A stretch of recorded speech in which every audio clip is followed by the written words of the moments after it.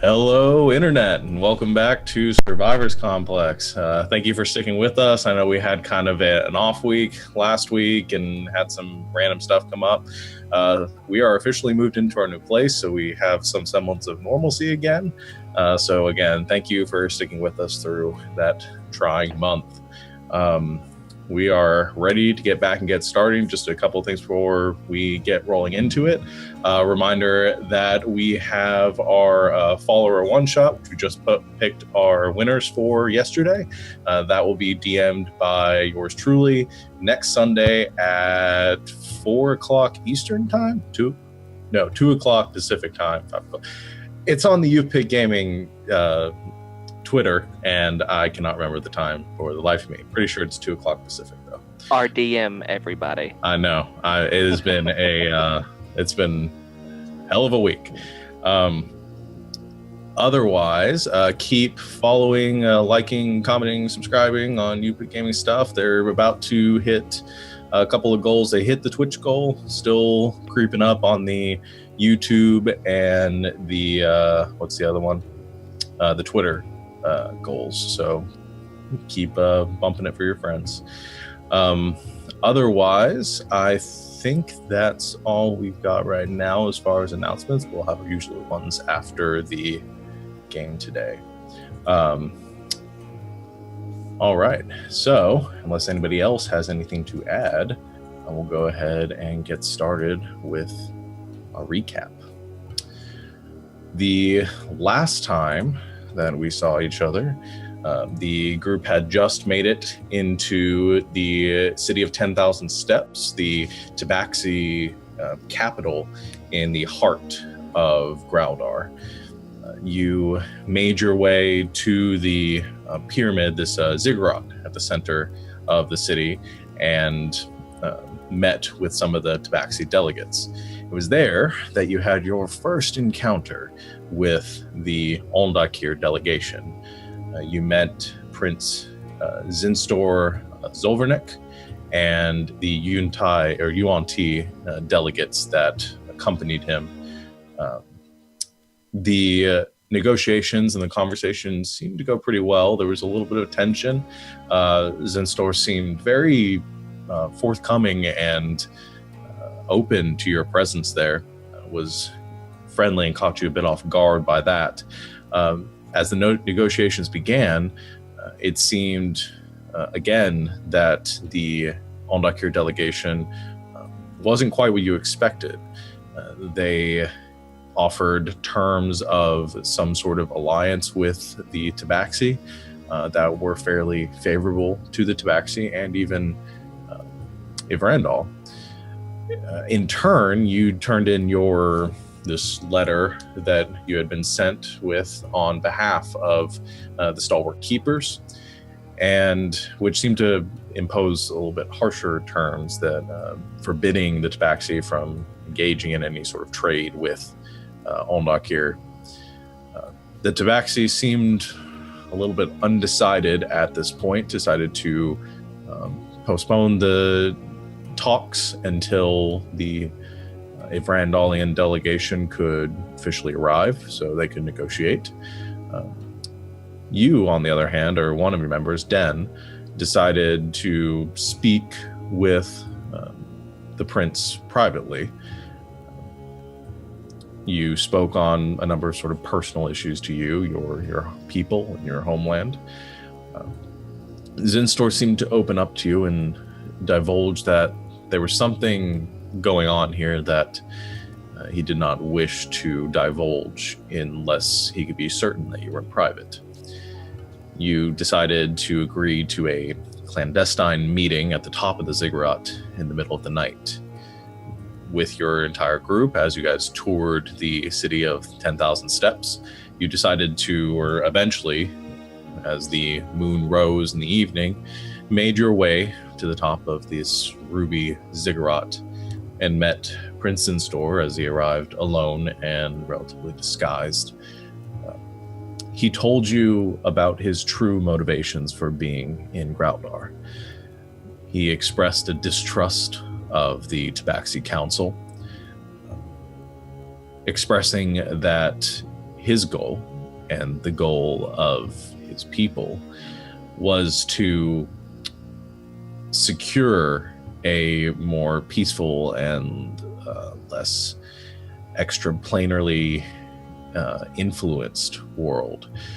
Seeing some of the recent goings on within Sarthia in the past few dozen years, incursions that had taken place with denizens of other planes trying to influence Sarthia. The Ondakir Empire seemed, by his words, interested in securing a safer world for all of Sarthia. Whether you trusted this or not, you did agree that something seemed suspicious here and that his words seemed to hold true to you. You agreed to help him determine what the source of this incursion here was in Graldarr. That there had been Tabaxi children or young Tabaxi that had gone missing, and there seemed to be some sort of influence by the Twilight Realms, the land of the Fae.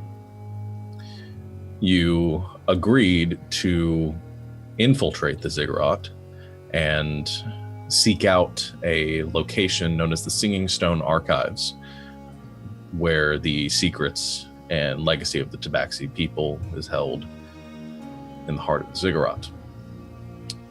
It was at that point, at this agreement, that you would meet once you had discovered any further information. If there was any information to discover, you would meet up with Prince Store again. And it was at that point that he took his leave, and you all set off to retire to your rooms or anything you wish to do for the evening. So that's where we will pick up right now, as you are all making your way down the steps of the Ziggurat.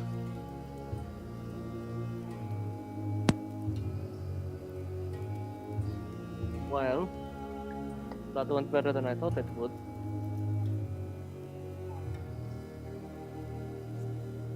He doesn't seem so bad. I told you guys. He seems better than I thought he would, but I don't know. I still don't trust him, but at the same time he told me not to, so that's a little bit.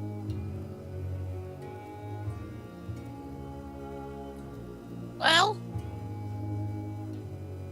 Star, do you have any idea where this archive is? I have literally no idea at all. I was going to see if I could find out a few rumors or anything, but aside from that, I may go for a little wander later on. Okay, you promise you're gonna be safe, right?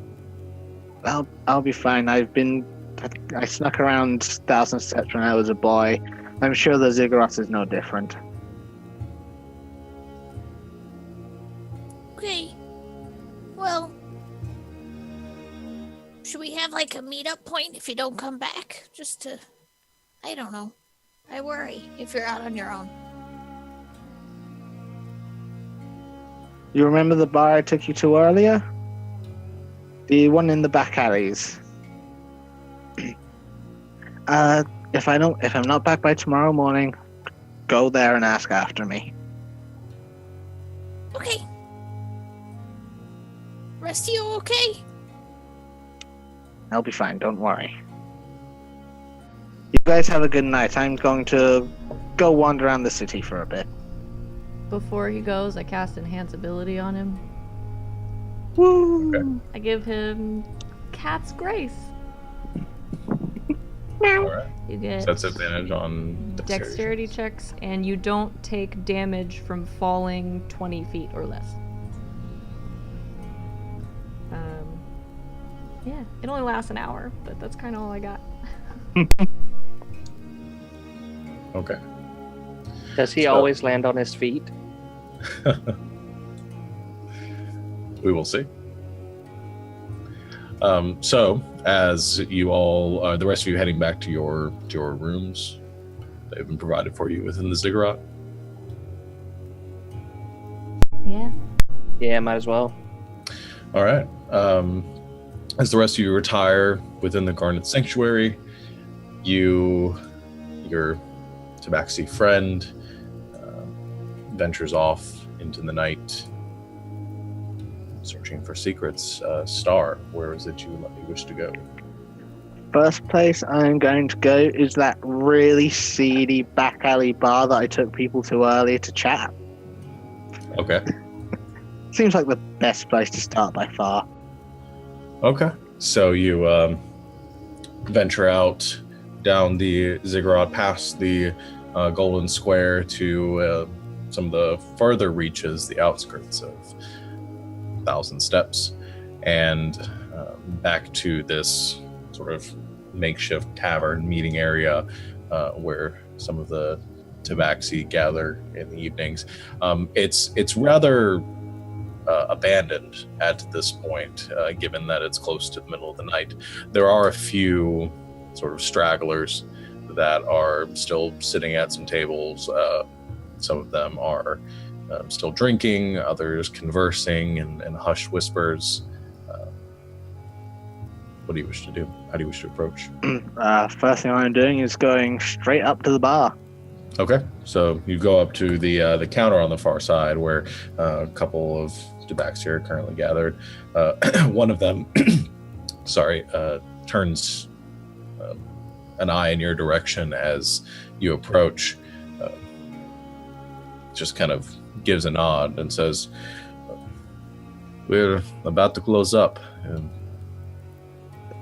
Don't worry, I won't be long. I just need to try to find a few things out and enjoy one of the places I used to stop at when I was coming here a few years ago.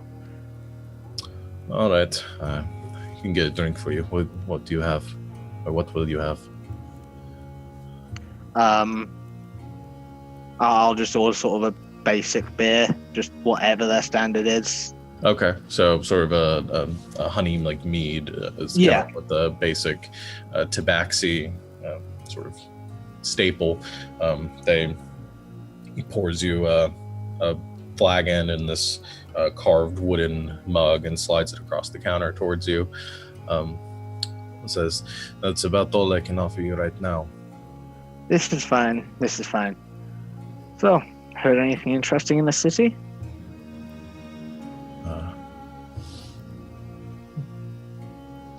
A few things. Heard that there were some outsiders traveling through here. But otherwise, nothing out of the ordinary. I'm actually traveling with those outsiders. Really? I was hired to be a guide in it from a foreign land to lead them here for the peace talk delegations. Huh. How do you find them? They're all nice enough people. They're all on the up and up. There are those who put more of an effort in to learn about us, but that goes with people in general. I trust not everyone here is happy to learn the common tongue or of the outside world, so it's a give and take. I can't say that I'm happy to have outsiders within our city walls, but if the council has agreed to it, then we'll put our trust in them. Speaking of the council, I've heard weird things about the ziggurat. Also weird things about Tabaxi going missing. I don't know what you're speaking of. People come and people go, and I haven't heard of anyone going missing notable. And as far as the ziggurat and the sanctuary and the council, everything seems normal there, as far as what I've heard. Okay, I was just checking. I figured I might as well ask. I haven't been home in a very long time. Well, it's good to have you home, brother. Yeah, It's good to be home. I wish I could tell you more, but it's It's fine. quiet around here. One other thing, I'm currently trying to track down a friend. I haven't seen him in a while. I was wondering if you'd be able to tell me anything. I knew he used to frequent here quite often. Oh, what's his name? Commonly goes by Bird. Oh, the trader. Yes, I thought I'd see him when I stopped in at the fort, but he wasn't there, and I haven't had much opportunity to stop at the villages on my way. I haven't seen him. He's been through here a few times to help us restock. I haven't seen him for a few weeks now, but that's not out of the ordinary. He has a small hut near the outskirts of town. You might try there. Oh, thank you very much. I finished my drink. How would you like me to pay for this? You would know this as a Tabaxi. Yeah. But being part of the society that you don't so much pay for drinks as long as you are working within the city and doing business and stuff. Everything's sort of just provided. Yeah, fair enough. Fairly, yeah. But so you finish your drink and he says, "Best of luck to you." You too. I hope you have a good business day, and may the moon shine upon your ventures. And you as well. So you head off. You gonna go look for Bird's abode? No, I'm gonna try find the hut first. That's what I meant. His hut. Yeah. Okay. So you follow the directions that he gave you, kind of towards the outskirts, and near or just like within the shadow of the walls, there are a number of small huts. They're kind of clustered around, just single resident dwellings. Tabaxi that spend most of their time outside of the city. You ask a few people that are still mulling about, even though it is pretty late in the evening, and they point you in the direction of Bird's home. You make your way over there, and you see this sort of small, simple, like one-room hut. There is a rack outside with some looks to be fish drying on them. The hut is currently dark. Not surprising, given that it's the middle of the night. But you don't see Bird outside currently.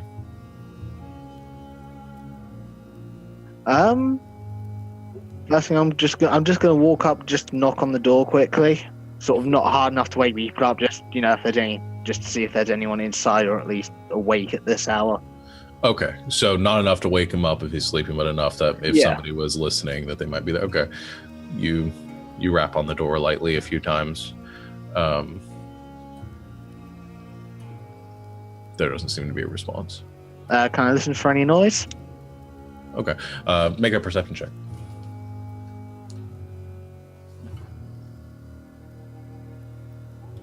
16. You press your ear to the door, and you can just very faintly hear a noise coming within.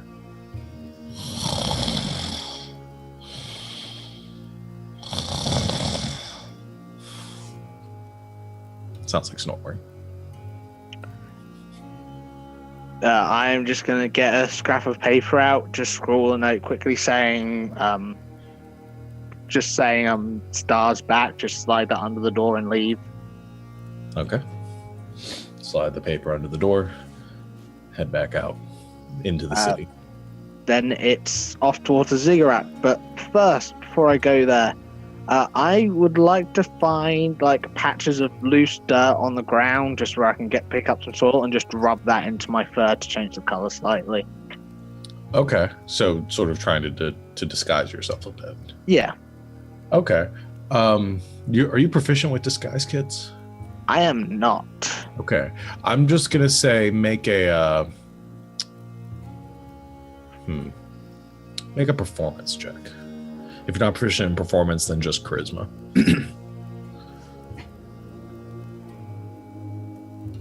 11. Okay. So you rub the dirt onto your fur, kind of matting the white coloring to kind of a duller grayish brown.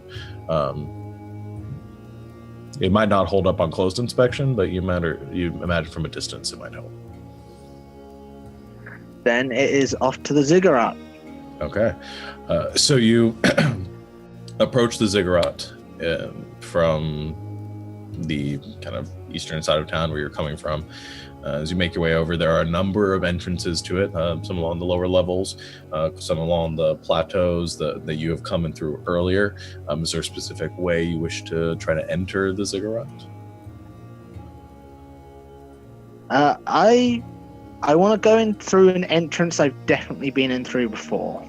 Okay. But also going around, I want to look at the presence of any guards or anyone else around the building. Okay. Are you trying to stay out of sight at this point, or are you? I suppose I should try and stay out of sight at this point. Okay.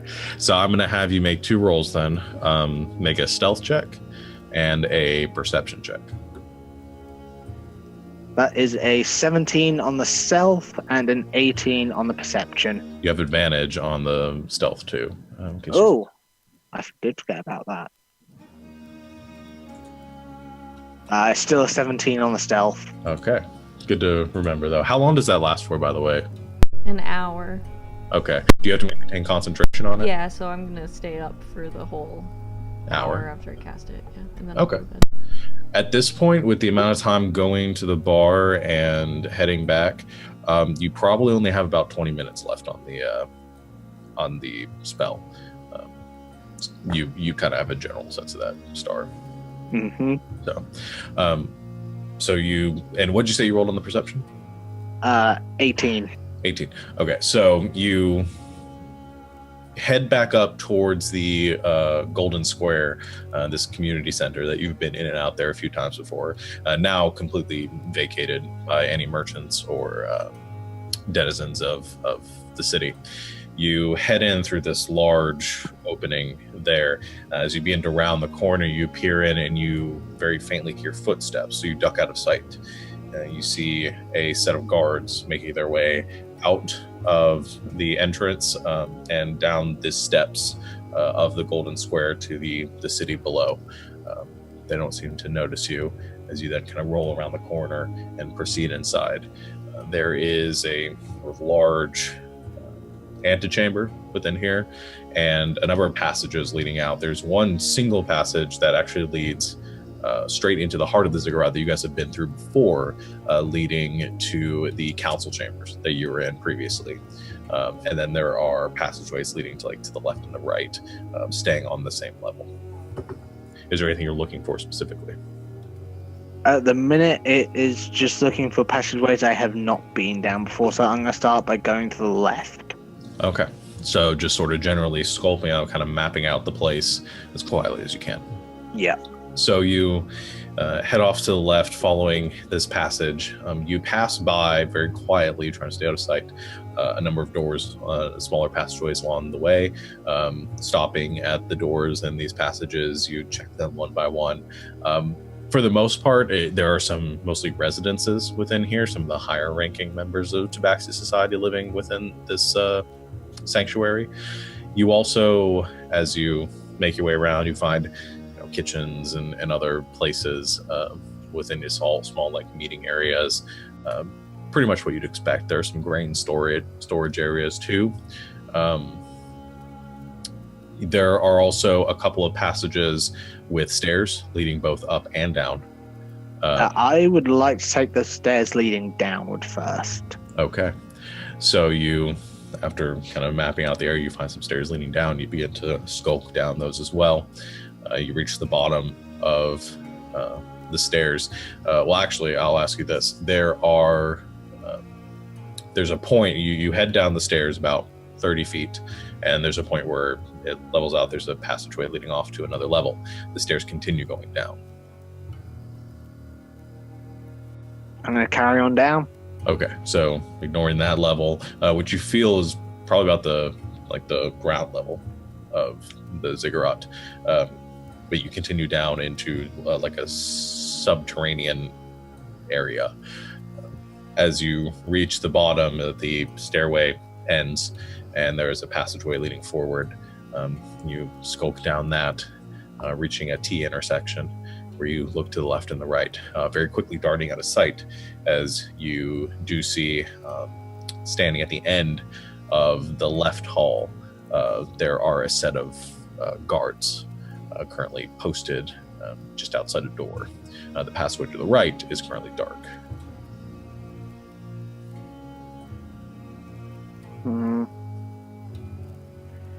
Okay, what? I have no idea if this will work or not, but why not? I'm going to try it. What I would like to do is just checking my spells quickly. How big are these corridors and passageways? Probably about 10 feet wide, and a little over 10 feet tall.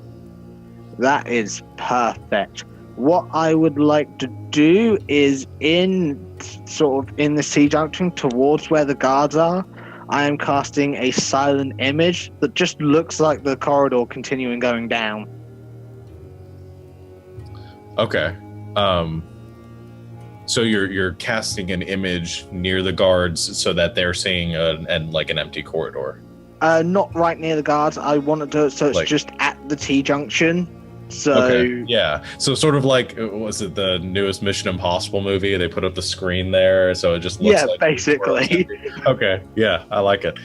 So you put up the screen there. You see the silent image just for the faintest end sort of flickers in the light, not enough to really draw attention to it, but enough that you see this sort of shimmering illusion, like a painting in place. Then I continue into the dark passageway. I have dark vision, so that's no problem. Okay, yeah. So you follow down pretty confident that your illusion will hold. How long does that stay in effect for? It's concentration up to 10 minutes. Okay. As soon as I sort of can turn a corner, I'll drop that so it's not there anymore. Okay. So you drop the illusion as soon as you round the corner at the end of the passageway. You find that as you round it and you continue off to the right, there reaches a point following that passage where you feel the ground kind of sloping downwards, looking like it's leading deeper underground. You continue to follow down that way. There are torches, like sconces for torches along the wall, so they are not currently lit. You follow that sort of down as it sort of slopes and curves in a wide arc for a little while now, probably the next minute or two.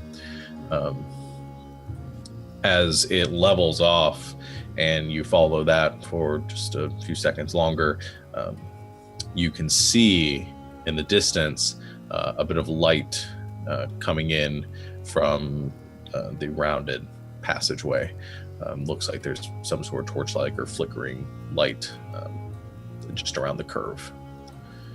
You sort of crouch low, follow along the wall, getting just to the point where you're at the edge of the light, peeking around to see what's there. You see posted there a large stone door with a engraving across the front of like a night sky. It's beautiful, very old engraving. The door itself is currently unguarded, but there are two torches lit, one posted on either side of the door. Just looking through them, can I see any other passageways leading into it? Leading into this hallway or where this door is? Yeah. No, there are no other passageways down here other than the one that you saw those other guards at previously.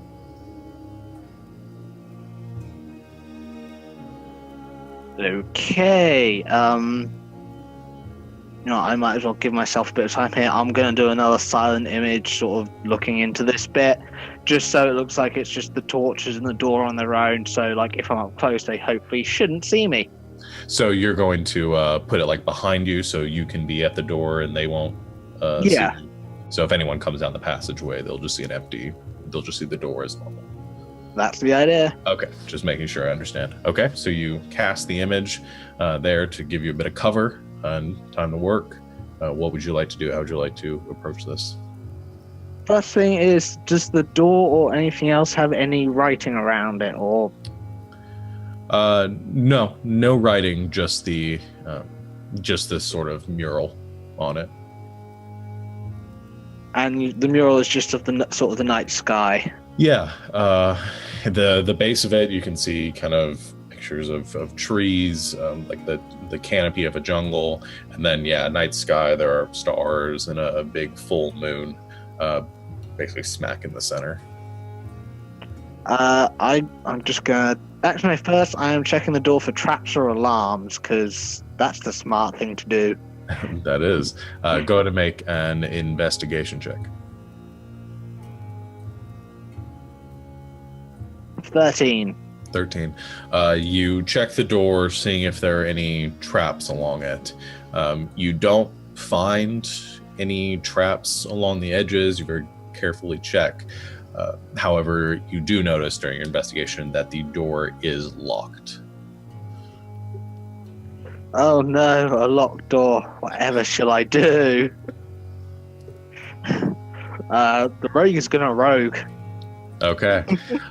So it's this big, like in the center of the door, actually along the seam, there's this big iron locking mechanism there. The mechanism, as you inspect it, and I'll count this as part of your investigation check, you see that it's not your typical like key turning, or it's not your typical like single bolt lock. It looks like there's some sort of mechanism that's meant to fit into it. You can certainly attempt to pick it, but it's probably going to take a couple of checks to get the mechanism turning the right way. So I'm going to have you make your first check with your thieves' tools using intelligence to try to decipher exactly how a mechanism should fit in here and how that should work. So that's an intelligence check plus my proficiency bonus, or yes. Yeah.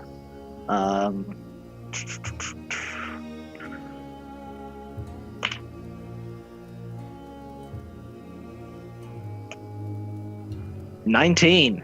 19. Okay. So you inspect it for a bit, take out your thieves' tools, and you sort of measure different elements of it, get the idea of what turns, what doesn't. After inspecting it for a few seconds, pretty quickly, you gather the shape and size of the item that fits into this mechanism and how it would need to turn in order to unlock it. You then pull out your thieves' tools to begin to prepare, fashioning some of them in a way where you can sort of construct a rudimentary sort of object to fit into this lock and then turn it. So for this one, I will have you make your the same thieves' tools check, this time with dexterity, as you are now actually trying to pick the lock. This one you have advantage on still. Well, hey, that's the next thing I was going to ask. 12? With advantage? Yep. Okay. You begin to mess with the lock, and you pull at it and kind of get the thing fashioned in there and as best you can. The mechanism, or the kind of way you jury-rig the thing, you go to turn it, and it isn't moving. In fact, as you try to move it, it makes this sort of horrible kind of scraping noise that you can hear, kind of echoes down the passageway behind you. Anything in this room in this bit looks like a statue, cabinet, something I could hide behind? Here, no, it is the kind of smooth walls, just with the torch sconces on either side, and you currently have your illusion behind you. Can I just make a quick perception check to see if I hear anyone coming? Okay, yeah, make a perception check. 21. 21, that's pretty good. As you listen for a few seconds, you hear echoing down the passageway some muffled words. You can't make out what they're saying, but you hear very distantly some words being said, and then a single set of footsteps. It's a ways off. You gather based on how fast or the gait of the footsteps and how far you've moved since where those guards were. You probably have about a minute until they get there. Have I got time in that to try and make another check? You do. One more check. Still with advantage? Still with advantage. Screw it. 19. 19. Okay, as the sweat begins to bead around around your ears, you very quickly begin to pull the mechanism off and rearrange it, getting the different components and the picks placed into the different gaps and slots around the side of it. You hear the footsteps growing closer and closer, and finally, as you swear they must just be around the corner, you turn the mechanism and you hear kind of a as it seems to unlock, and you feel the door give and you can push it open. Just push the door open, go inside, close the door, drop my illusion. Okay, very quickly you wheel around the door, just opening it enough for you to move through. You let it close behind you and you drop concentration on the illusion. You quiet for a moment. You hear the footsteps. Stop, just feet away from the door. Then you hear him begin to proceed back the other way.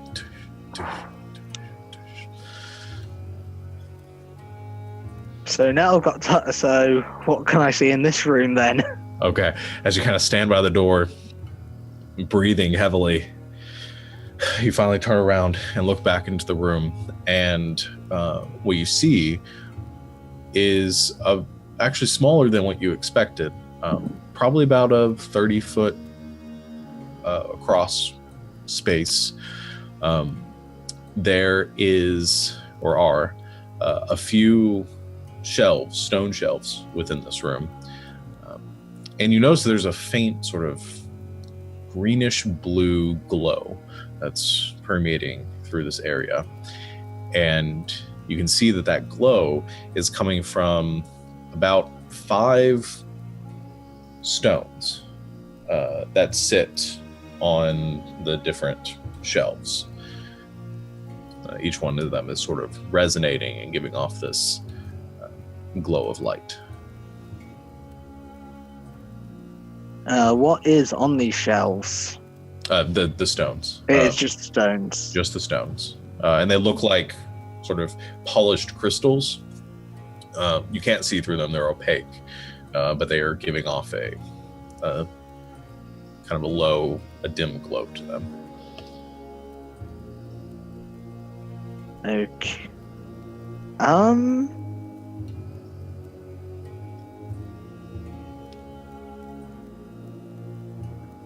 Checking the room for traps. Okay. Make an investigation check. 23. All right. 23. You search around the room, checking all the nooks and crannies as you kind of scope around it before proceeding towards the stones. You do not see any signs of traps, any warding or anything that might set you off that there's some sort of that something will go off if you move towards these stones. Well, no other way to proceed. I'm gonna just touch one of the stones. Okay, so you move up to one of the ones closest to you. You see that the stones, as you move closer, they're about the size of like dinner plates, and they have scrawling across them. It's not necessarily writing; it looks like arcane sort of enchanting, almost. Something that you would be mildly familiar with. You place a hand on one of the stones, and you notice too, as you see them, though they are circular, they do look cracked at the edges, like they were broken off of something larger. You place a hand on one of them, and you immediately hear a whispering in your mind. Like a conversation. It's not sinister, but as if somebody is speaking and is just resonating directly into your brain. I don't think do you speak Elven? I'm currently learning to speak Elven. That's right. I need, well, actually, so with the way that I set this up and the willing creatures to, because you have to kind of have someone that's willing to work with you at this point, learning this language. I'm going to say you recognize it as Elven, and you can pick up certain words and bits and pieces here and there. You hear the it's almost instructional sounding, based on what you're hearing. Like somebody was, I guess, like recording a message for somebody else to listen to, and you definitely hear a reference to Tabaxi, and you hear a reference to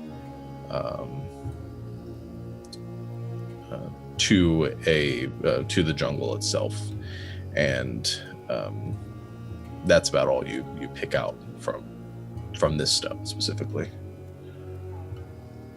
Given what I know about Elven, Tabaxi, Fae, we've talked about them being sort of similar, would I be able to write out what the stone is saying phonetically? Okay. You could try that if you. It might take you a little while if you're going to go to each one of these stones. You also need to get an idea of how long the message is going to be for each one of them before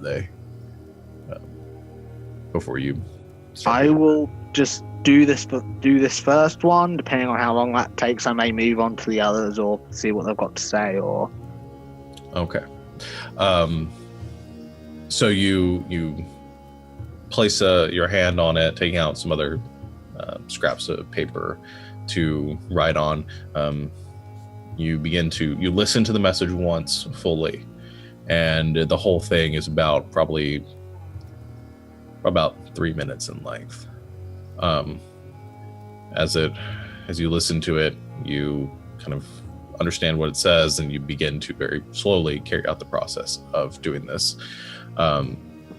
Your spell den fades, the time finishing on that as this is happening.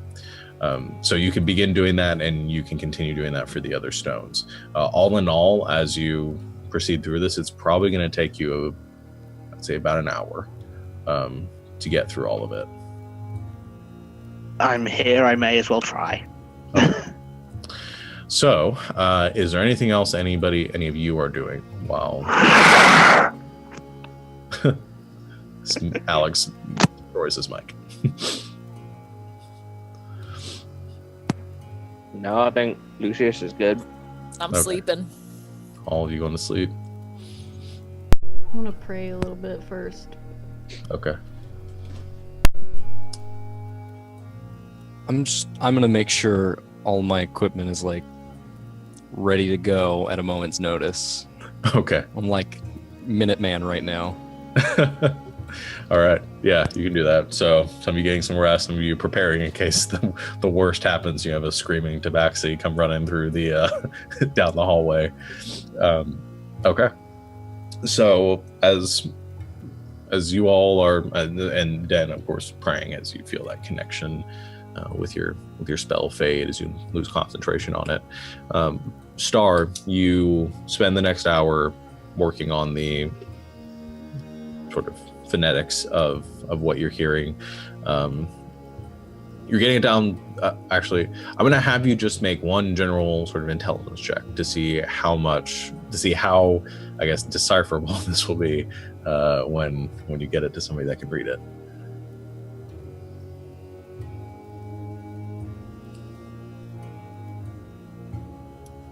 7. 7. Okay.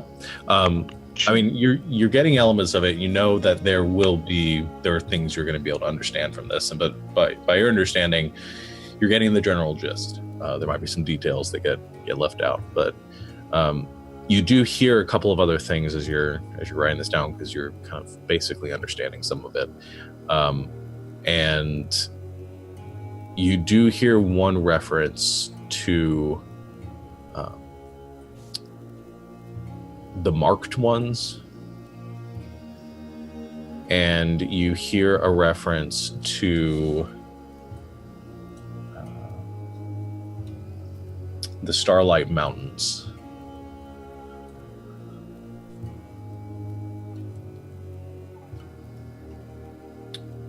And let's see, I think that's about, yeah, that's what you'll get from, because you're focusing mostly on getting the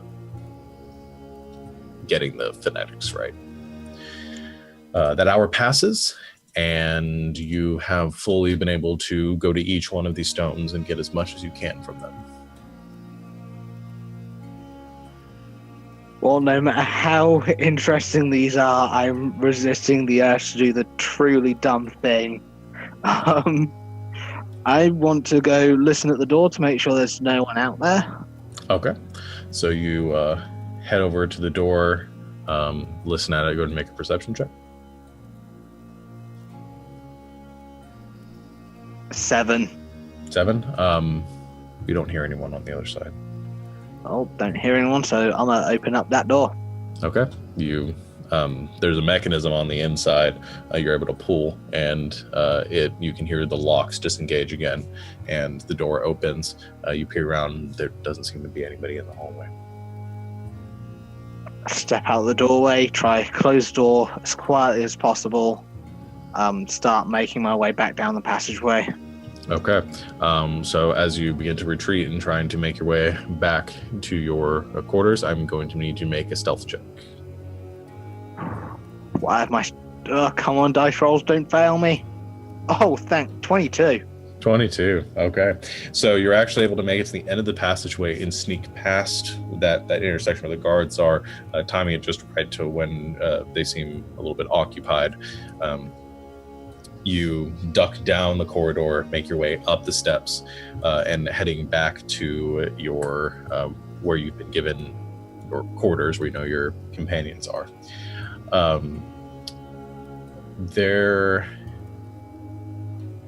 As you round one of the corridors, you kind of similar to before, you begin to come around it, you peer around it, and you quickly retreat. You do see, as you make it to about the second level, maybe about 100 yards off from where your rooms are going to be, you see coming down the passageway, and then stopping for a moment, the UNT delegation, or the ambassador. You see, let's see.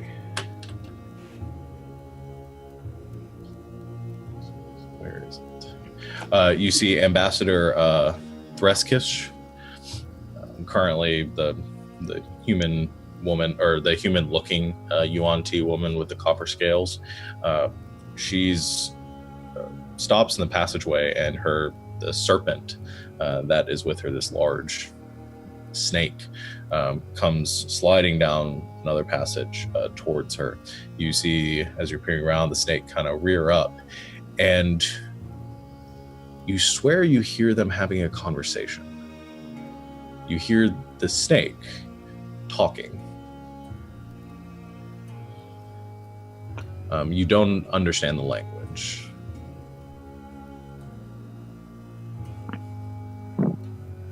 I'm just waiting this out. Okay. So you wait for a moment, you kind of hear this very kind of guttural, kind of with that kind of hissing snake-like tongue, kind of like parcel mouth or parcel tongue, but more Russian. It's the best way I can describe this, like Vladimir Putin speaking parcel tongue. But you listen for a minute. Eventually the conversation stops, and you can hear the footsteps and this kind of sliding against the stone, retreating down a different passageway. As soon as I'm sure they're out of earshot, I am gonna just head back to the room. Okay. After just, like I said, about 100 yards, you make it back to the rooms that you've been given. Those of you that are sort of semi-awake or awake still, you hear the door open and Star comes rushing in. First thing I am going to do is try wash this dirt out of my fur, and then I'm going to sleep.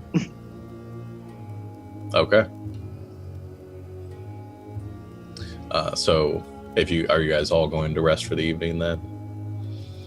All right. So the evening passes, and eventually you all wake up. There are some slits in the walls. You're on like the exterior walls to the sanctuary, where light begins to pierce through towards the morning, sort of illuminating your rooms. I get up and pray. Okay. Coffee. All the coffee. All right. Oatcakes. All the oatcakes. So you all begin to eat. Catnip. No, after the night I had, I think I'm finally gonna like use the pipe I've got, just smoke, just chill for a bit. All right. Just some kind of mellow out with some pipe weed. All right. It does calm you down. It calms you down very much, actually. So Star kind of begins to chill in the corner. I join him because why not? Okay. You ever just look at the sky, man? You have no idea. I come over and start playing some really trippy music. Okay. Please tell me it sounds like the tune from Deliverance or something.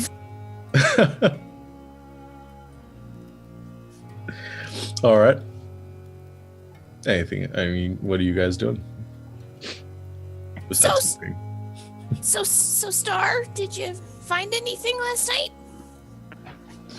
I just wandered about, met up with some old people. I think I might know where an old friend is in the city, actually. I may take you to see him later. I'm just sort of holding my finger up to my lips as I say that. Oh! Okay!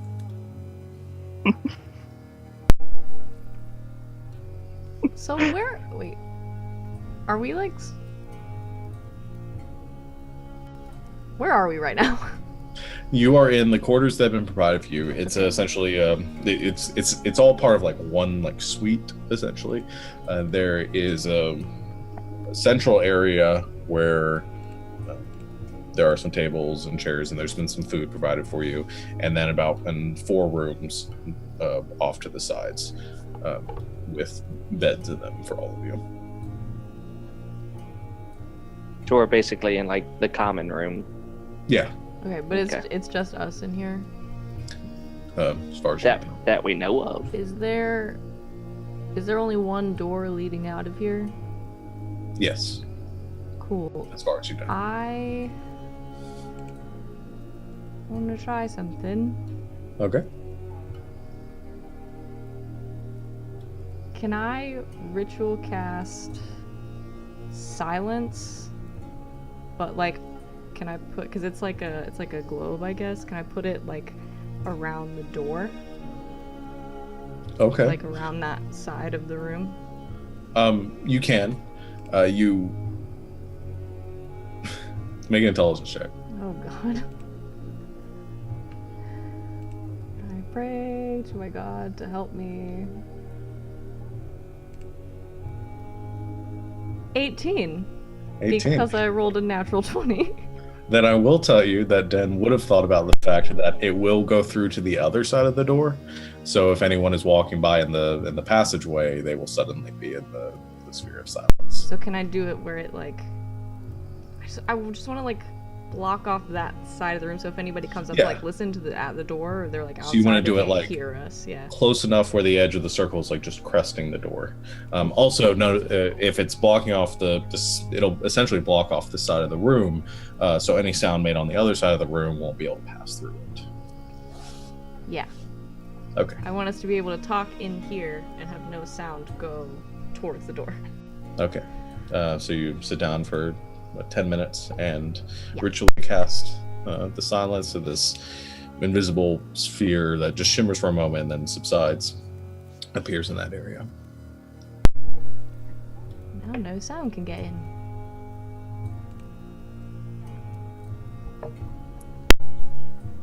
Good thinking, Dan.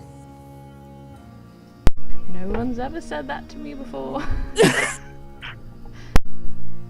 So, I think I found where the archives are. Oh, really? I couldn't get much at this point. I put out the papers, hand them to Sadel. There are these things that spoke in Elvish while I was down there. I couldn't understand it. I tried to write it down phonetically for you, if you could make any sense of it. Alright, I'll give it a shot. They mentioned some strange things. Tabaxi, jungle, marked ones, and Starlight Mountains.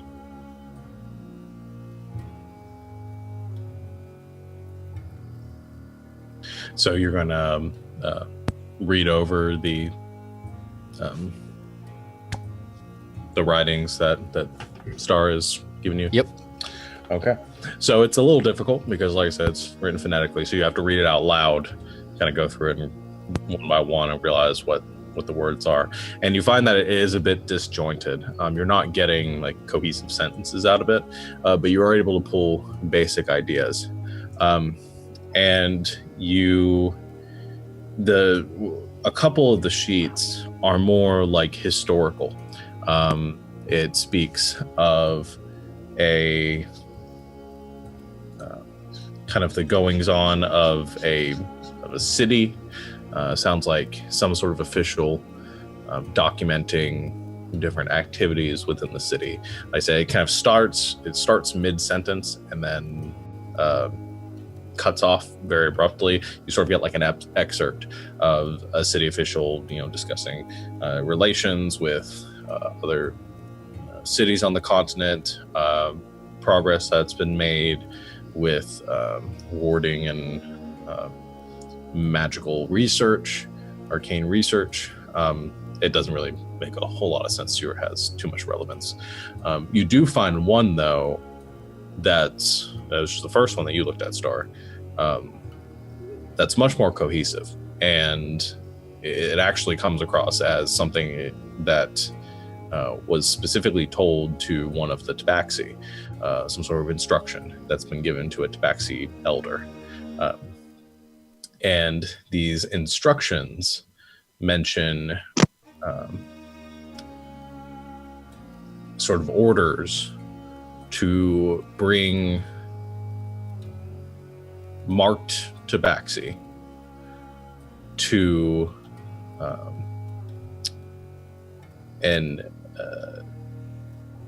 a name in Elvish, which loosely translates to the city of crawling mists. Basically discusses that to do this every few years with each generation, and that's about what you get with it.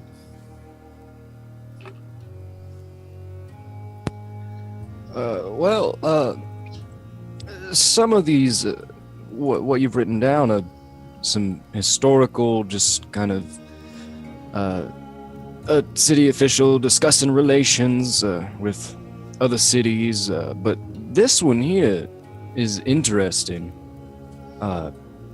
These seem to be instructions of some sort to a city elder, to a Tabaxi elder. They're orders about bringing marked Tabaxi to the city of crawling mists every generation, every few years or so. But that's about all I could gather. You're muted. Just realized that. Did it say anything about what kind of mark? Nope.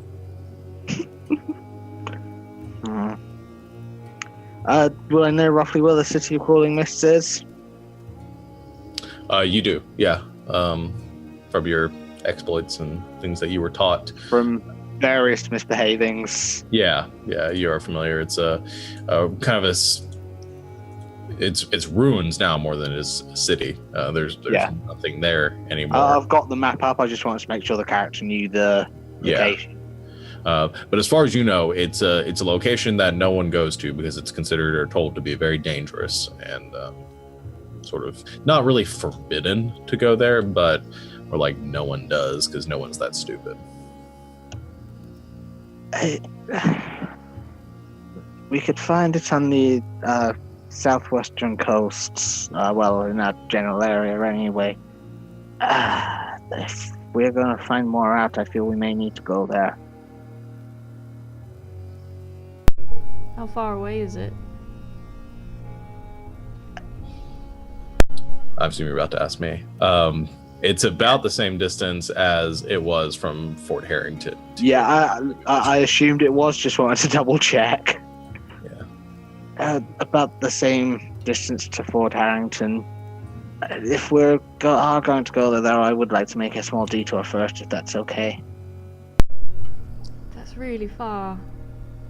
I mean, that's like a 2-month trip, right? Just about. Ugh. Well, is there like any time frame context? Like, is this a super old conversation that was had between two people or are they still bringing marked ones over?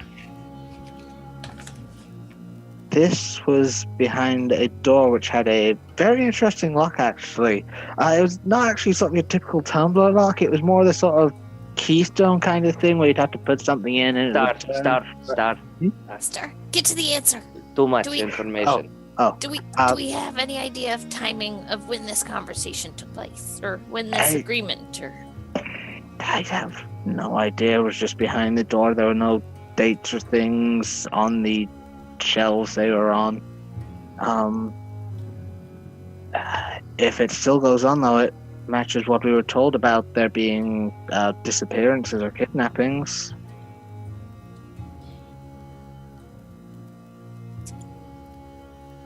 What is it with this place and disappearances? Stupid. Far too many old legends, far too many dangerous things in the jungles.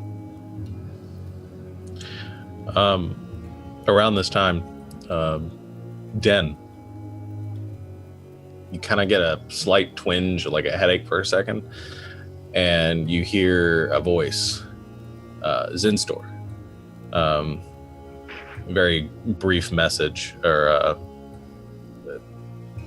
sending spell, and says, "What's your status? Any progress?" I go, ow. Everything okay there? You okay then? I just talk back, I guess. I heard that like inside my head, or like he was like next Inside to me. your head, basically. I try to think back that we may have found something and that we should probably meet again at some point. I just say something very vague like that. Okay. So you send that back. The headache sort of fades a bit.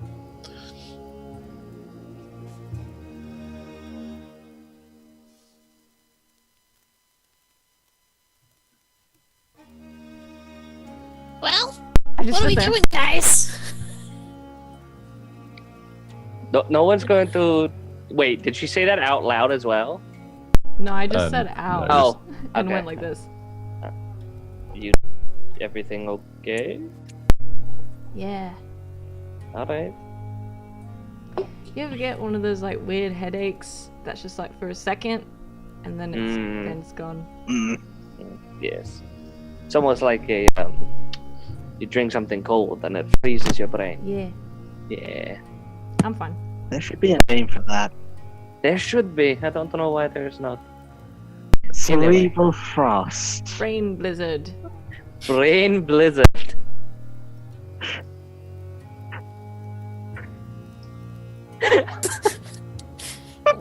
guys.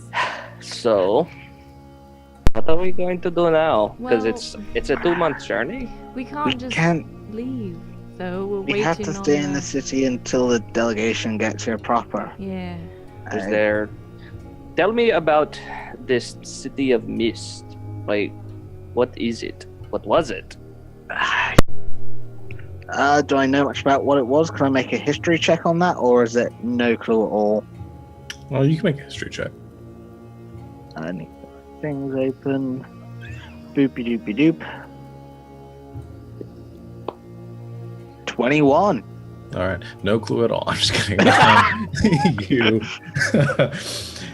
Your history of it is not so much located to the to what the city was beforehand. Not many people, or nobody, as far as you know, really knows like what the city was. You do know that it's Elven.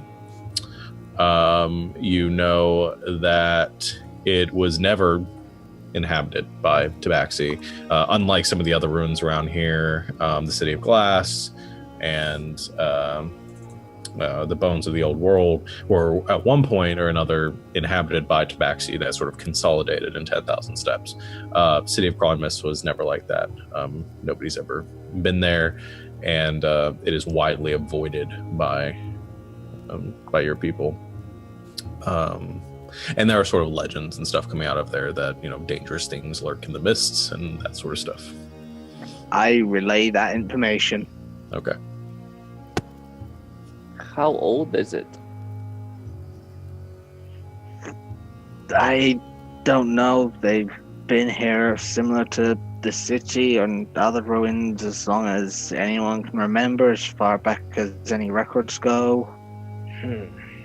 Do you think there's something in the city, either the main library, maybe some of the elders would know some more information about it? The elders, someone asking questions may be fairly innocuous. We are strangers in a new land that we could ask without being, I think, too much of a hindrance. Maybe. Den, get another twinge of a headache around this point. And you hear another message come into your head saying, "If you wish to meet now, open the door."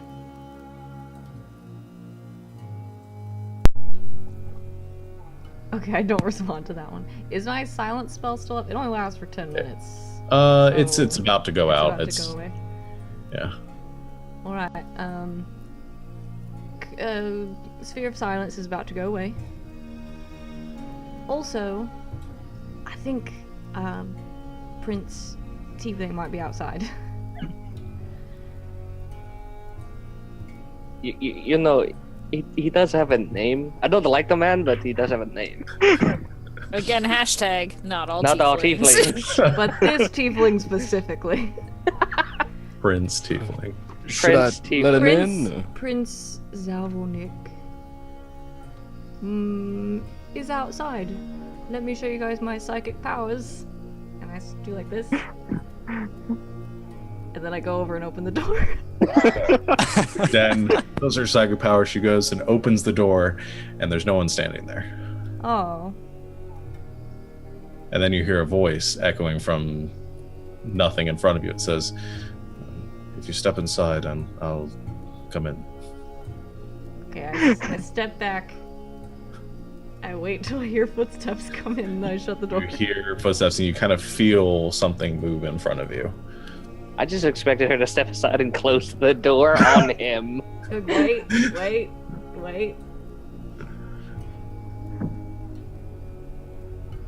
As he enters the room, there's a few seconds pass. You close the door, and then kind of fading into existence there, Prince Zalvornik is standing in front of you. I stab him to death. Shocking grasp! Wow! I didn't know you could do that, Dan. That was awesome. Right. Very impressive. Amazing. The prince kind of looks around like he doesn't quite get the joke that's going on. Says, "Is this a good time?" Well, I mean, we just woke up, so. No, I'm sorry if I woke you. Den said that there was progress. When did you talk to him? You've been here the whole time. She is that amazing. I don't say anything. I just go. Wow. But it's really cool because my fingers are webbed. Fingers are webbed. So it's like a wave. I'm sure that's funny and all, but I don't have much time. They'll notice I'm gone before too long. He talked in my brain. I don't know. So I said, we may have found something we don't know. That's all I said. Dan, if you could quickly do your spell on the door again. Oh, yeah. Are you casting it or are you doing another 10-minute ritual? I'll just cast it. Alright, cast it. So, I found the archives. You found the archives. Were you able to get inside? Oh yeah, the luck was really interesting actually. I was actually... We don't need to know this.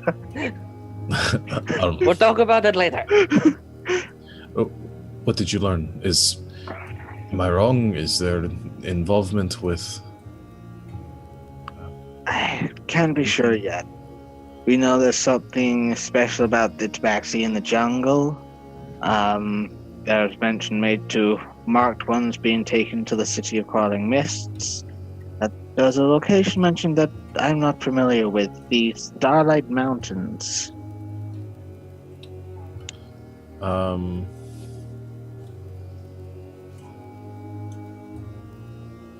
Just gonna roll. No. I've never heard of that either. You mentioned the city of Crawling Mists. That sounds familiar to me. Is that something from your homeland here? It's a ruin in the southwest. I see. We should go there. Well, at some point. Well, not now. Now? It's a 2-month journey. I can have us there immediately. How? The same way that we got here before you. I didn't study for 6 years at the Arcanus Imperium for nothing. I know my way around magical sigils. Fair enough. He can talk in people's brains, you guys. I feel like he's pretty good. One, I completely forgot that you were at the college at the same time, and two, I just assumed that you had a different course of study, because, I mean, royalty. I studied there because I'm the only one in my family that possesses these abilities. Yes, no one studies at the Arcanus Imperium and doesn't learn magic. That doesn't... Oh, you're right. Did you actually attend there? I just assumed you would be taught more things that, like, different things to, like, how to lead, and it's just a honorary position. I didn't actually think they taught you anything. I'm standing behind Lucius going... That's what my brother learned. And that was taught to him by my father and his advisors. He tries to kind of stifle a chuckle. Can I, like, feel her doing that? I'm gonna say no because it's funnier. Okay. But he says, I can try to get you as close as possible. I haven't been there before, so there's a chance that it may not be very close. And I can get you there, and I can come back and find you, and bring you back. I probably shouldn't stay though, because I will be missed, and if you're missing and I'm missing, things could go badly. I have something I need to do in the city first, today if preferable. Alright. If we can resolve this before your delegation arrives, then maybe we can avoid conflict. We can withdraw from Graldarr, and your delegates can do with the Tabaxi as they wish. Do we have any idea when our delegation's going to get here? It's hard to say. They said they'd be probably a couple weeks behind you. So maybe 14 to 20 days, somewhere around there. I think Savannah wanted to add something. Yeah. I just sit here awkwardly raising my hand. When he says the thing about withdrawing, can I inside check him? Sure. Good call. 16? 16.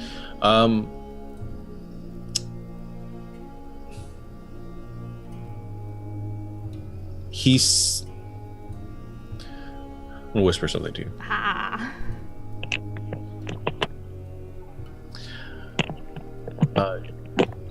He seems honest enough. He seems to maybe have some reservations about how that could go. Like he's not fully confident in his words, but isn't trying to necessarily hide anything from you. Okay. So like maybe... So like he means it. Mm-hmm. He just is maybe not totally sure about... There's a lot of voguing happening in the room right now. Maybe he's not totally sure about like the execution of that plan. Okay. Okay.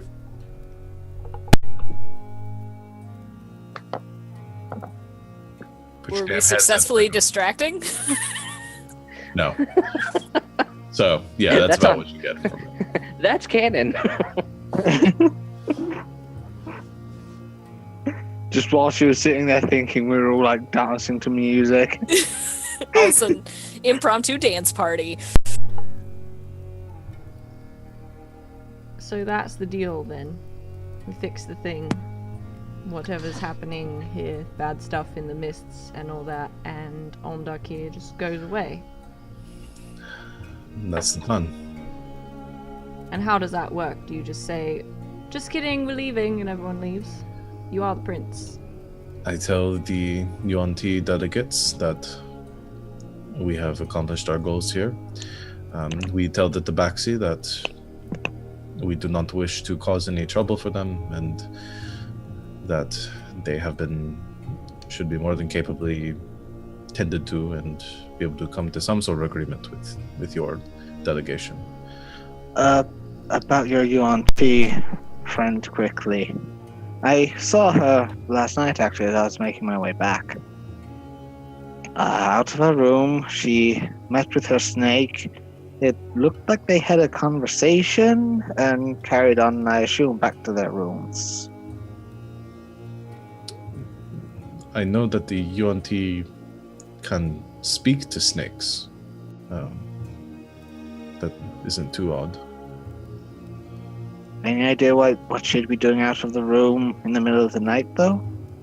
I'm not sure. I mean, they are secretive in their nature. I mean, her speaking to the snake is no concern. I've seen the UNT do so before. The snake speaking to her, that would be different. That would be strange. They definitely had a conversation. I'm sure it was going both ways. It was speaking to her. That's what it seemed like. It wasn't just her saying, like, giving instructions. There was... I couldn't understand the language or anything, but there was... It was definitely more of a conversation instead of listening or one person giving orders.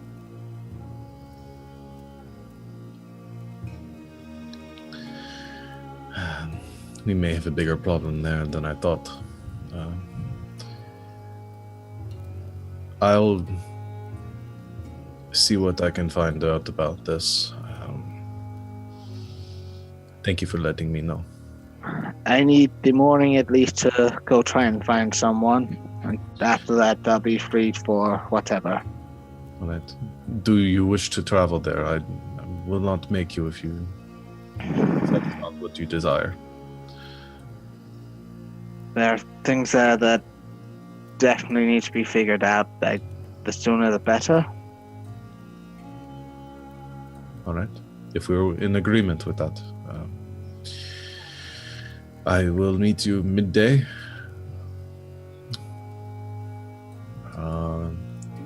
Let us meet back here. All right. Okay. I should be going then, if you don't mind opening the door. He concentrates and mutters for a minute as he traces his hands through the air, and you watch as his form shimmers and goes invisible again. I'm going to go and see a friend. Does anyone want to come with me? Yeah, I'll go with you. Sure. Are there things to kill? Hmm? Are there things to kill? Probably not. Is there music to play? If he's drunk, yes. Okay, I'll come. Does this city have any, like, temples or anything? I'm guessing there would be a temple to Lelavoth somewhere. Yeah, to Lelavoth. I'd say where that is and roughly the way to go. I'm gonna go there. Technically, isn't this huge temple? Think of that. Yeah. Hey. The top. I'm sorry, don't electrocute me. The top of the ziggurat is sort of a shrine to Lelavoth. Okay. There are other sort of worship areas around the city that you could find as well. Is there like a small one that's not like on top of a giant pyramid? There are, from what Star tells you, there are statues sort of spread throughout the city, on near fountains and other kind of garden areas. I go find one near a fountain. Okay. Sadel? What are you going to do with your day? Or morning, at least? Well, I just figured I'd explore the city a bit. I haven't really had the chance to, and I'd, like to see it. Fair enough. I'm sure you can figure out your way around. Well, let's go get breakfast and go for a walk. Okay. So your group sort of disperses. Some of you heading towards. So who's going with Star towards? 1, 2, 3, 4. Okay, and then Sadel, are you just going to go with Dan around the city, or are you just going by yourself? I'll go with Dan, but when she goes into pray, Okay. I'll kind of go on my own. Yeah, that is fine. So you separate to two groups, making your way to different areas of the city. Star heading over to look for Bird, and Den and Sadal going to look for somewhere to pray and hang out. All right. So we'll go ahead and take a break here for about 10-15 minutes. Okay. Want to come back at 10 after? Sound good? Sounds good. All right. Thanks for sticking around, everybody. We will be right back.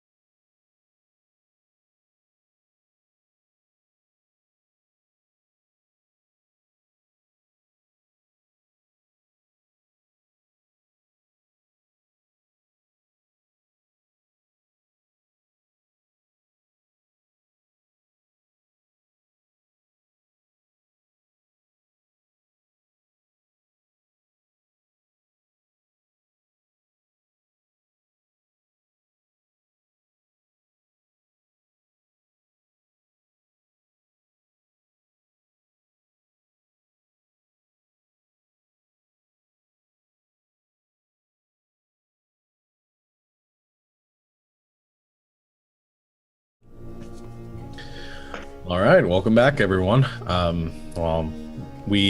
Kyle had to leave. I forgot to mention that at the beginning, but he had planned on having to go early. Family coming down, all that good stuff. So the rest of us will be carrying on without him. Before we get started, while Savannah is currently messing with fixing the overlay, there was earlier I mentioned something about like new language rules that I implemented. I can give more details on those or put them on Twitter later on in case anybody's interested, but I have incorporated sort of a homebrew language learning aspect, which makes it kind of tempers the process so there are different levels of language sort of fluency that players can benefit from instead of just having it be all or nothing. So that way I think we have Star and I think Lucius are both currently in the process of learning new languages. So as the game goes on, they will become more fluent with them, and those translate, and I'll put more details on later, into being able to make ability checks to understand the language or comprehend what somebody else is saying, so on and so forth. But I'll put out that stuff later on in case anybody's interested. Otherwise, we will go ahead and get back into it as you guys all separate. We will start with Star and company heading around to the eastern side of the city to find Bird's hut. You wind your way through the now busy alleyways of Thousand Steps, and eventually you come back upon the outer wall where there are these huts for some of the, I guess, outlanders of the city, and it's there that you see Bird's hut, the same as you did before, and you do see the familiar Tabaxi peddler that you are so fond of, Star.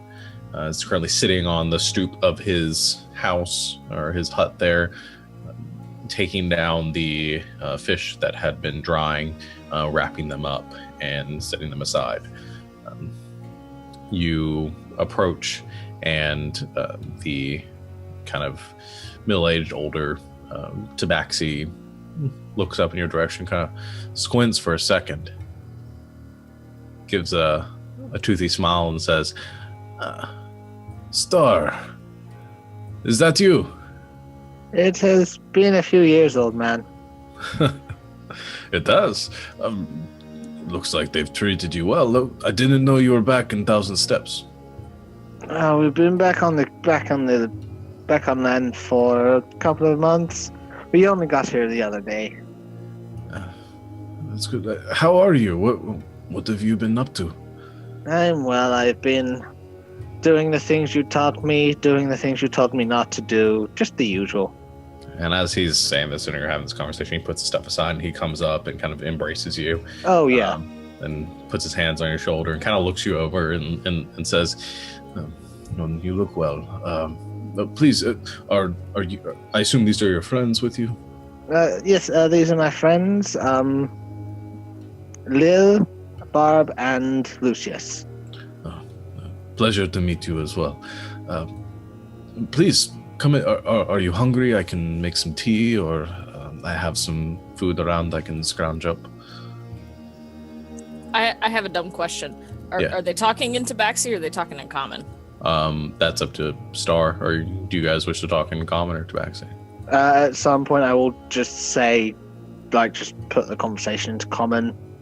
Okay. I'm dead certain he'd speak common anyway if I didn't know he could. So yeah, so the conversation starts in Tabaxi when they first greet each other, but as soon as he turns towards all of you, switching over to common to greet you.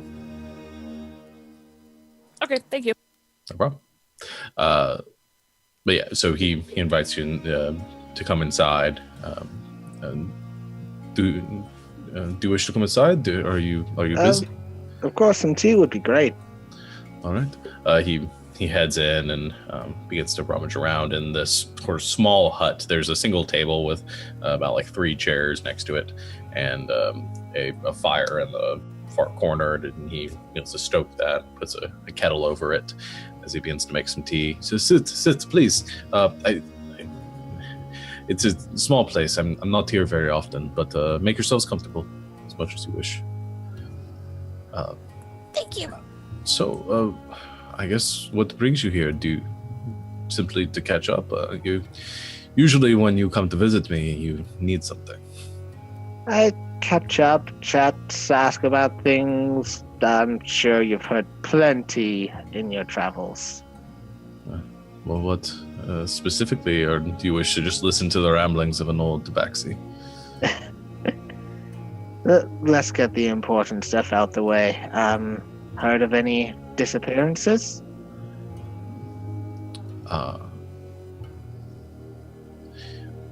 There was. I had rumors of children going missing near Waterroot when I was there last.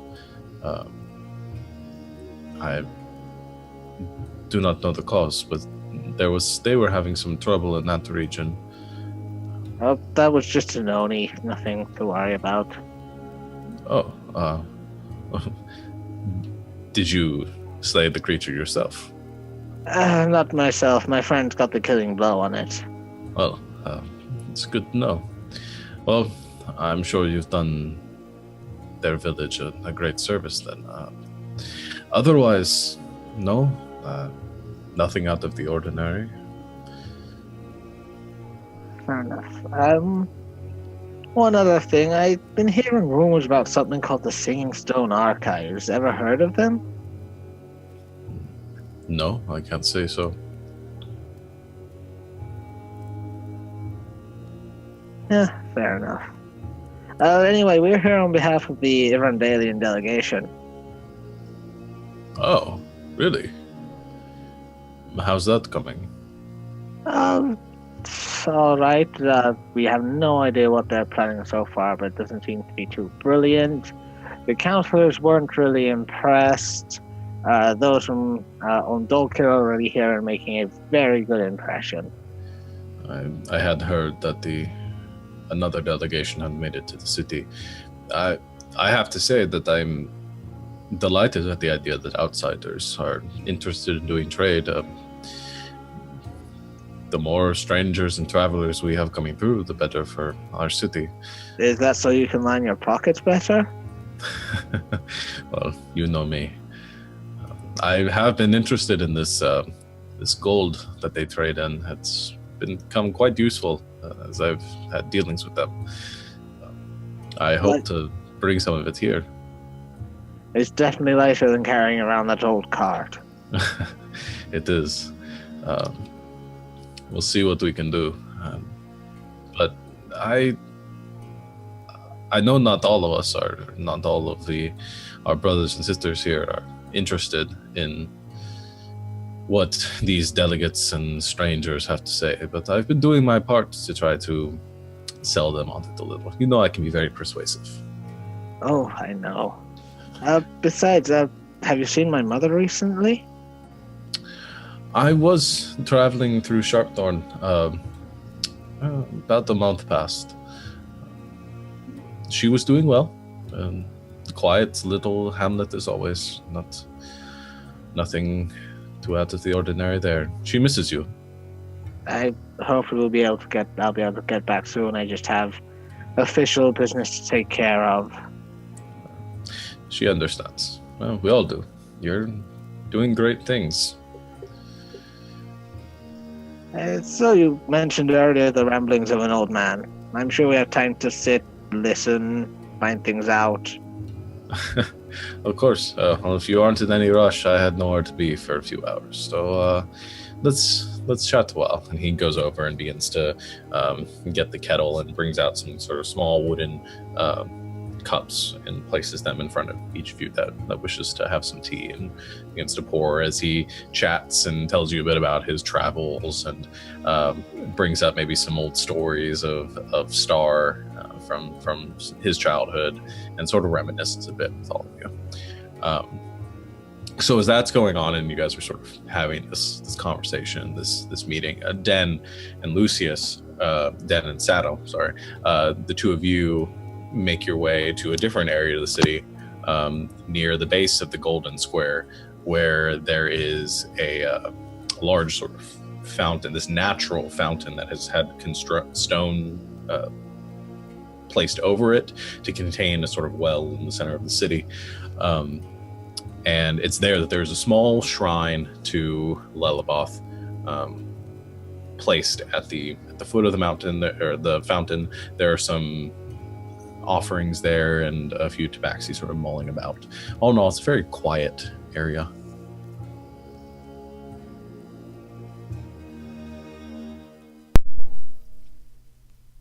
Hey, Sadell. Yes. You, know a lot about magical stuff, like things, like you make things, right?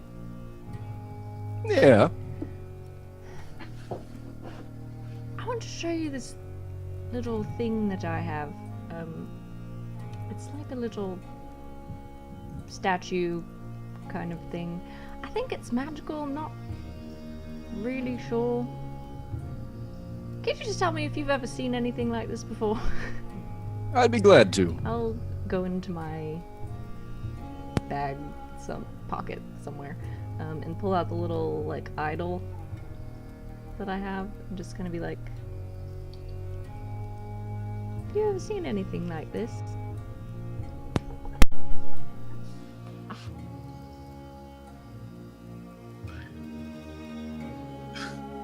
Are you just going to smile at me like that? Yeah. Are you just looking at it? Or are you going to try to identify it? No, I'm going to... Well, I'm assuming I've seen small idols such as that, but Yeah. I mean, what she takes out is a small sort of dark wooden idol that depicts a multi-tentacled kind of strange... creature that I think with your intelligence and sort of worldliness, you would identify as a idol representing a kraken. Mm-hmm. But yeah, if Den would let me hold it, then I would try and identify if it's magical or if there's a spell on it or something like that. Okay, yeah, you can certainly do that. Just get something pulled up here. So you sit down with the idol in front of you and sort of flip it over in your hands. As you're holding it and sort of concentrating on it, you do hear this slight sort of whispering coming from it, this very faint, just ghostly whisper. It almost sounds like a breeze at first, but like pieces of a conversation almost, just being picked up, but too muffled, like you're hearing through a door. You concentrate, and Den, you watch as his eyes kind of glaze over, begin to glow a bit as he holds this in his hand. Saddle, you sort of recoil from it a bit.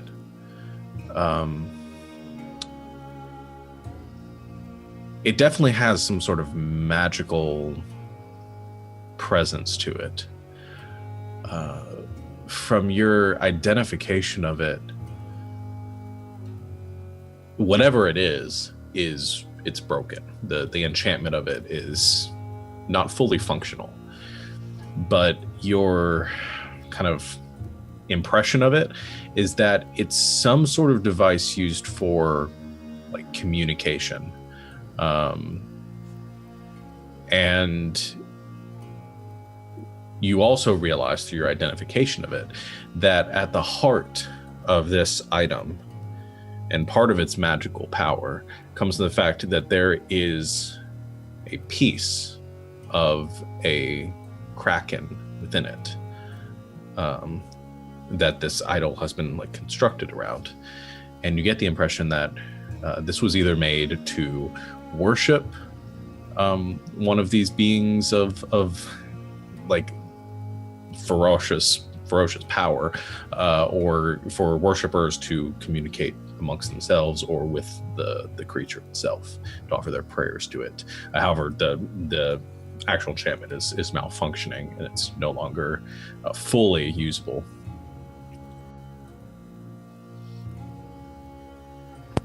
Could it be fixed? Do I know that? Maybe. It might take some time, and you might have to find some resources to do it. It's pretty complex magic, but with enough time and the right resources, yeah, you could probably fix it. Okay. And I do know someone who is, what they do is magic, so I could probably take it to them and... Yeah. Cool. All right. Do you know anything about this, Dan? About the little thing, or about the kraken? Like in general? Both. You know, what do you know about this? Well, I know a lot about the kraken. I mean, they're sort of the whole reason that my people came to this plane in the first place. Right. The idol, I sort of found it. It's kind of a long story, but so my god, right, is a god of like the sea and storms and stuff like that. Right. And long story really short, I like helped build a little like shrine temple to her somewhere very far away where there are like pirates and sailors and stuff, and nobody but me really visited it for like a really long time. But then one day this person showed up, which was great because I think people should pray to my god because she's awesome. And they didn't say anything, they just sort of sat there for a while and I guess prayed, I don't know. And they took out that and set it on the like altar to Seraphine, that's my god, and they left. And so I went over to see what it was, and it I don't know, it sort of called me in like a weird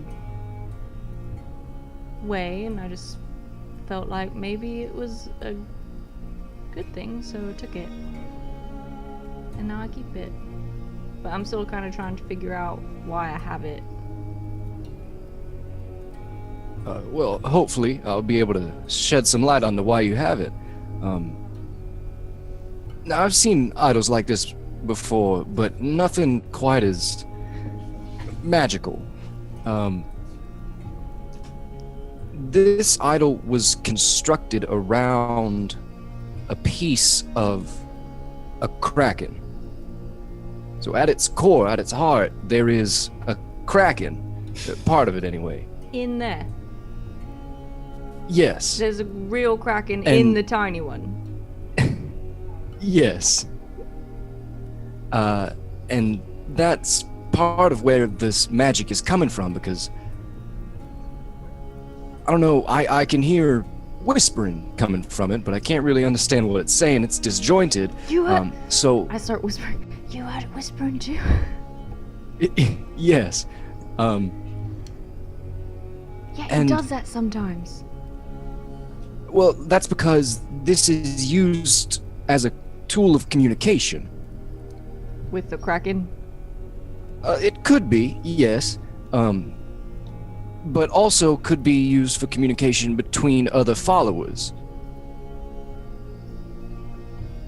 Of the kraken? Yes. You telling me people follow a kraken? Pretty much. That's bad. I thought maybe it was a good thing.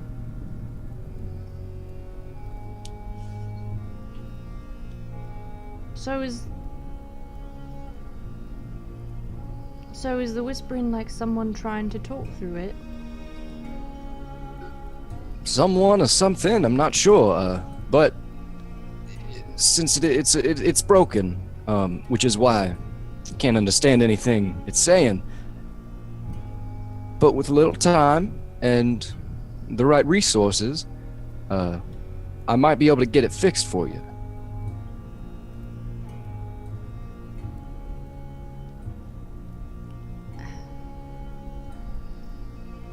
Kraken's really bad.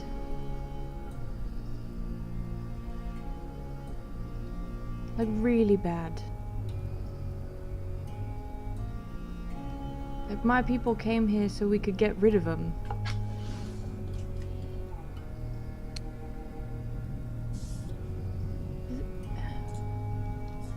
So is the whispering... That's probably someone out there right now who's, like, worshipping a really bad thing. Perhaps. I don't know. I really don't know much about Kraken. But, I mean, they may not necessarily be worshipping it. They might just, I don't really know until if we can get it fixed. Might be able to find out what's going on. Do you think we should fix it? I don't see the harm in trying. Because right now I just kind of want to smash it. Well, we could always smash it, but I would at least like to see. You know, like the idol itself couldn't cause any harm. You know, maybe it's just someone else who stumbled on another idol like this and is trying to communicate with it. You know, maybe they aren't this evil person worshiping this evil Kraken. Okay. So, I'd be glad to work on it, but if you'd rather get rid of it, I understand. No, I think you're right. I think we should figure it out. Because if it's just a nice person, then that's fine and we can make a new friend. And if it's a bad person or there's like an actual Kraken involved, then we should probably tell somebody. Yeah. My people would want to know about that. You're so smart. This is why I talk to you about stuff. Well, thank you, Dan. I appreciate it. Yeah. Well, you do. I'm just glad that you guys are finding any use for me out here. Well, you just do so much good stuff. So if you ever need me to do, I don't know, help you with stuff, then I'm very strong. I can pick things up, hold things while you fix them. I actually have been working on something. Now, I don't want to give it away yet, but I will need your help. Really? Yeah, I'm putting something together, and I think you'll enjoy it. All right. But you have to promise to keep it a secret, I won't because tell I anyone. want it to be a surprise. I won't tell anyone. Thanks. I'll actually like reach into the bag of holding and pull out like some metal, and there's like gears attached to it. Like I'm in the middle of making some sort of contraption, but like can't tell what it is yet because it's still just a piece. Yeah. And kind of give her a little nudge and put it back in the bag of holding. Well, that looks fancy. All right, I'll help. Yeah, I'll if you don't mind, a couple late nights maybe. Put it together soon. I don't know when, but soon, hopefully. All right. Thanks, Sado. You're very welcome, Give him Dan. a Thank you. hug like this. Oh God! Oh yes! Thank you, Dan. Alright. I'm gonna sit for a while. Okay. Okay. Well, I'll leave you to it. All right. So you sit and pray. Then, Saddle, you're just gonna kind of wander around, get familiar with the city. Or what did you want to do? Yeah, no, I just wanted to explore, check out the shops. Not really anything specific, but just kind of get a feel for the people. Yeah. Yeah, I mean, you wander around, kind of, I guess, kind of to get an idea, because you're still looking at maybe expanding out this direction for your business. As you wander around, the Tabaxi don't really have like shops per se, not like what you're used to, where you're from. They have like market areas where they trade with one another. The farmers that grow surplus crops, trade with other people that have surpluses, and kind of there's this like communal aspect to the civilization, and you get a better feel of that moving around. I'm not saying that they might not, looking around, there might not be a place for a business like yours, but there might be some, from your observations, there might be some small hurdles to overcome. Most of your business is done in gold, and they don't really deal in gold here, but you never know. But you get an idea of the city and its people, and you definitely have that in your back pocket as you go forward. Cool. So you all are sort of doing your own things. Dan, you sit and pray for a while. I assume just normal prayers. You're doing anything special? I'm real shaken up about this idol thing. Okay. Good.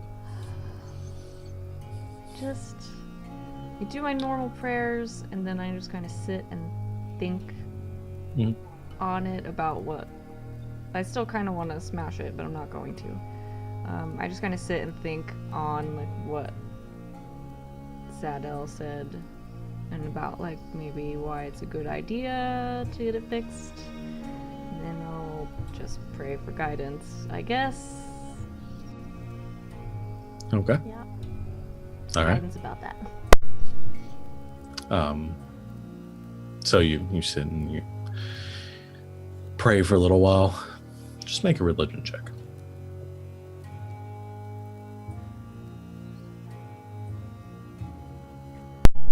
Religion. 9. Okay. You don't get any messages from the heavens or anything, but you do kind of get a sense of calm, and feel a little more at ease after sitting there and praying for a little while, like maybe something can come of this. All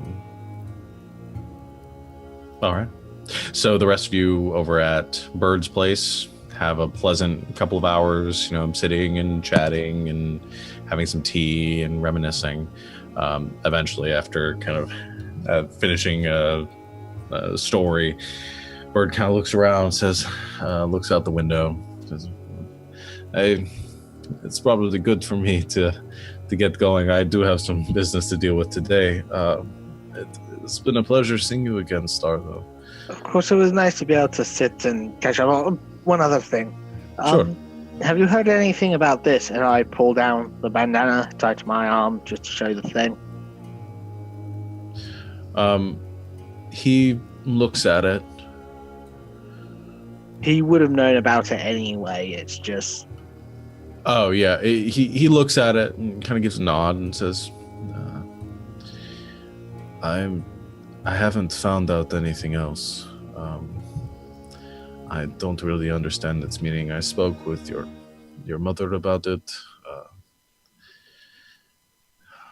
I don't know. I haven't seen anyone else with a marking like it. We may be onto a lead. We're about to head towards the city of Crawling Mists. But be careful. And when you get back, we'll talk some more.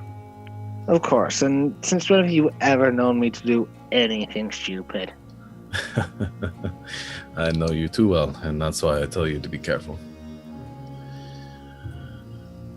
It's been good to see you, boy. It was nice seeing you too. All right. And he kind of looks back towards the rest of you as you're finishing your tea and says, and it was a pleasure to meet you as well. It's good to see that Star has made good friends. But Thank you for the hospitality. It was very nice listening to your stories. well, thank you. I'm glad that there are others that can enjoy my ramblings. But if you need anything as well, any of you, let me know. I can get things done in the city. I have a random question. Is that the first time we've ever seen the mark on Star? Did you let them see it, or you didn't? I let them see it, yeah. Okay. It wasn't exactly sort of a real hidden thing. It was just pull the thing down quickly, back up. Yeah. Do you want to describe what it looked like? Since I don't think it's. Yes. The outline of it is a black circle. Inside the circle is what looks to be a bit of Star's fur that has been dyed. So the dyed bit takes up most of the circle, and where his fur is, you can still see what looks to be a crescent shape. Does it look like Lilith's moon, or? I mean, it looks like. I mean, it's similar. There's similarities. Okay. I mean, just it's sort of general. Okay. But yeah. But he kind of escorts you out and closes the door behind as you enter into the courtyard. After it's about midday at this point, and he gives a farewell and embraces you again, Star, and says farewell to the rest of you, and waves as he grabs his cart and begins to wheel it down the dirt road, following the wall to the outskirts of the city. So, are you guys all going to meet up with each other again? Back to the hotel room, I guess. Well, the room we were given, rather. Yeah. Okay. You all head back to the rooms, each of you in your own time. I'd say Dan and Sato, you probably make it back there a bit earlier, given you didn't take you as much time to do your prayers and wander around the city. When you make it back shortly after, there is a knock at the door, and you let the prince back in as well. And then shortly after them, after he arrives, your companions arrive too. So you're all back in the your chambers again.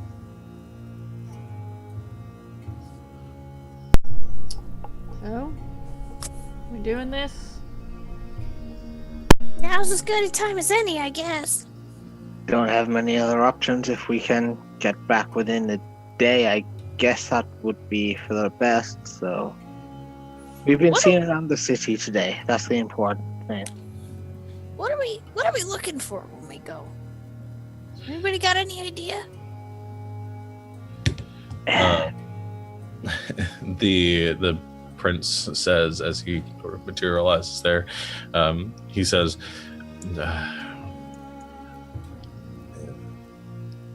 the best way I can describe it, anything weird, any sort of distortion.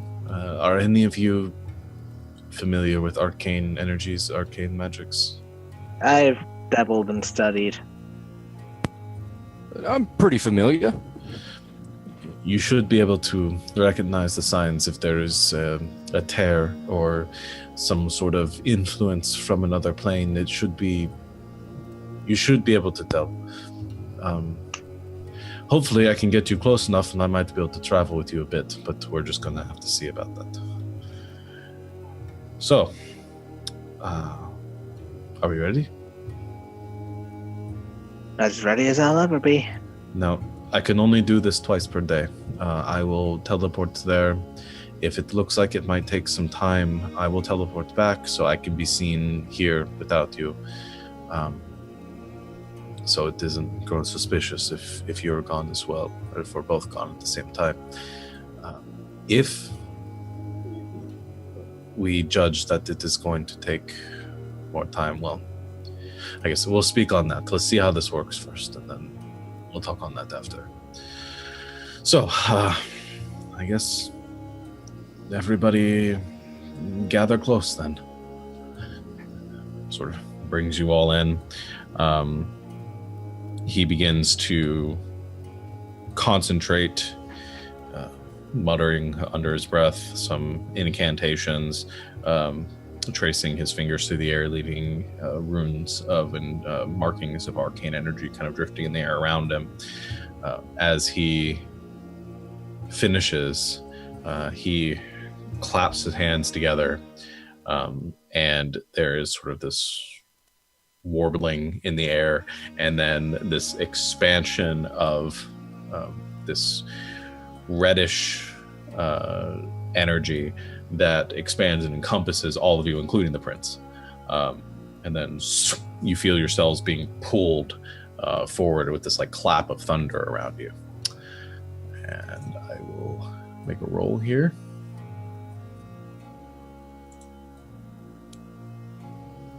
Okay.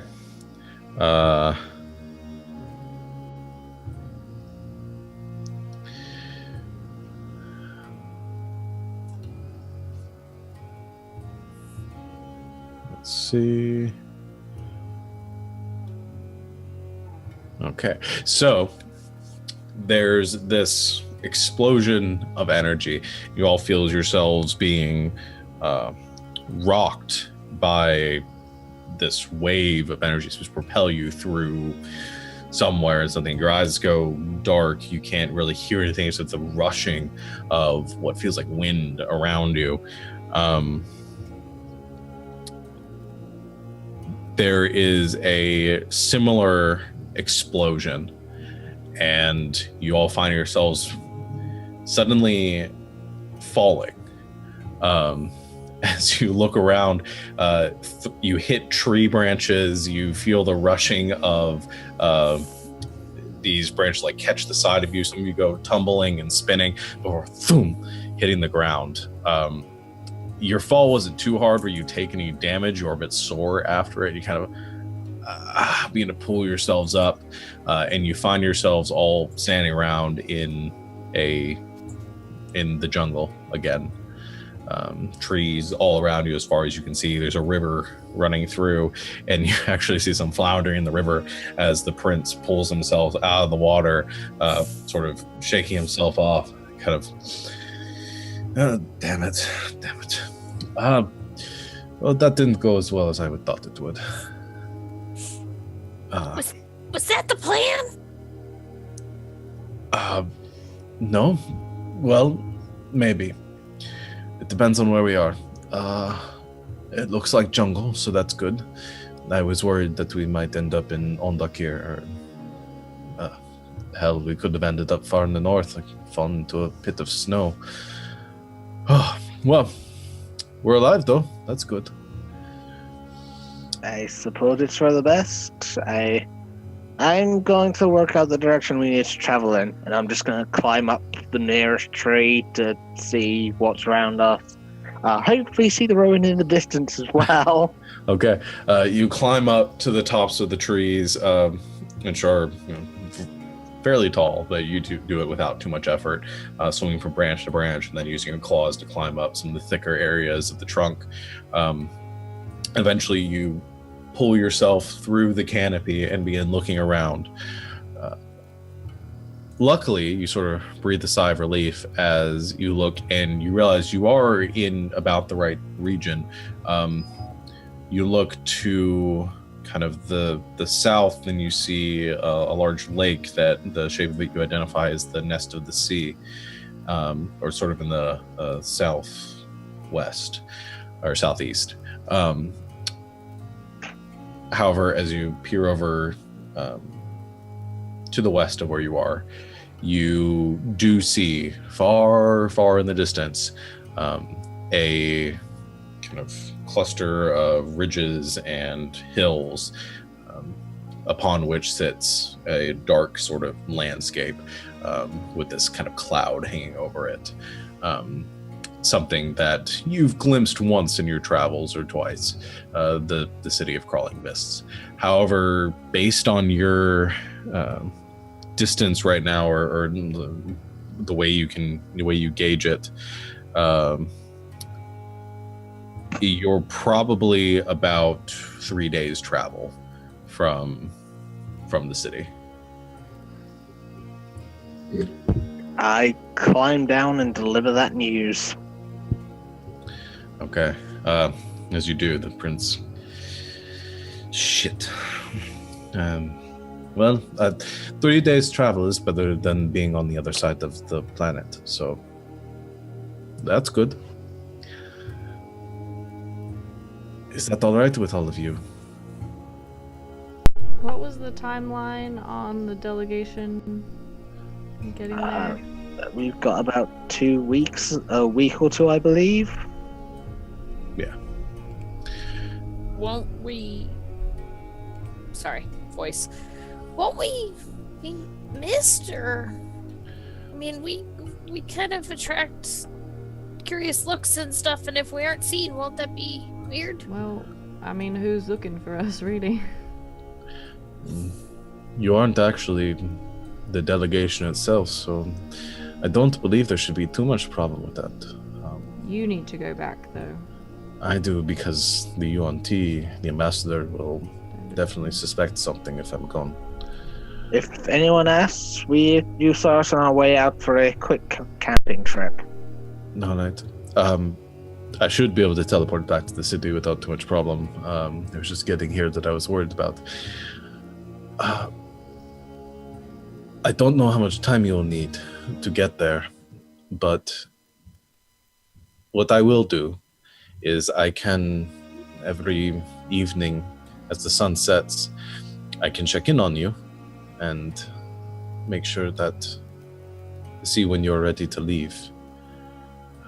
As soon as you give me the okay, I will teleport to you and bring you back. Does Very that sound well. fair? So you'll be able to pinpoint us better than this first shot? Maybe. We're going to have to see.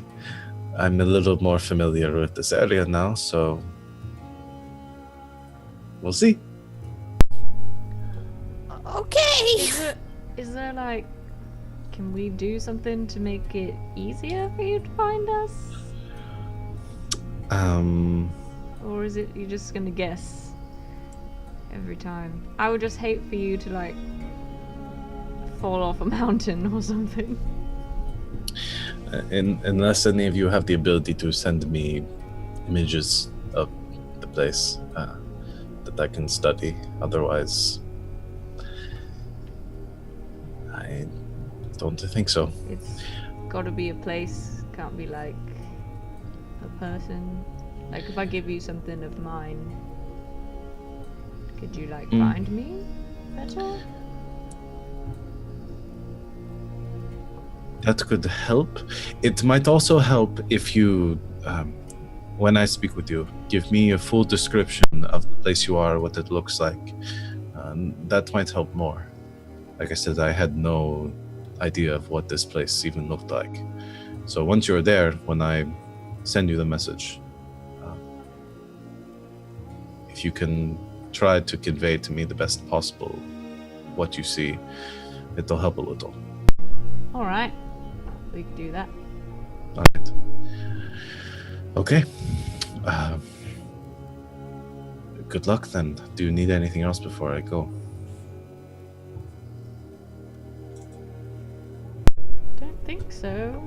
I think we're all good. All right. I'll check what did I say.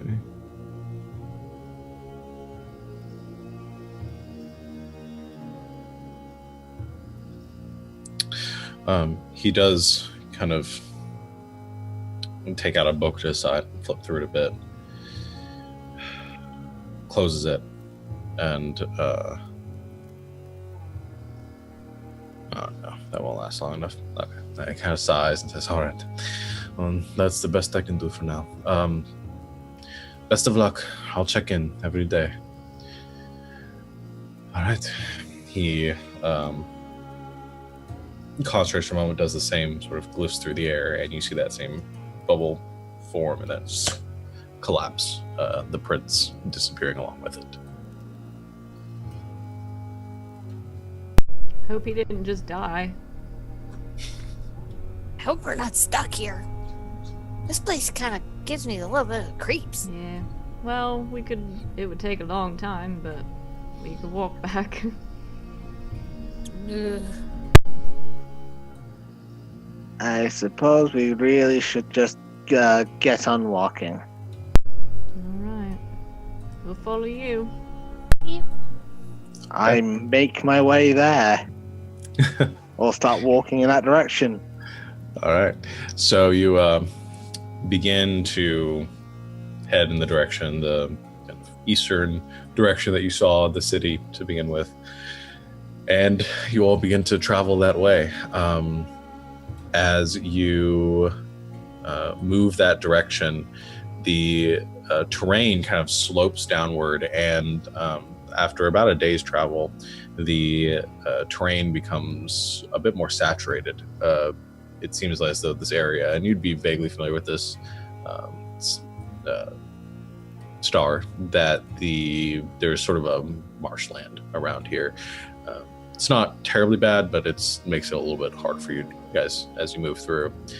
Full day passes of travel without any real event.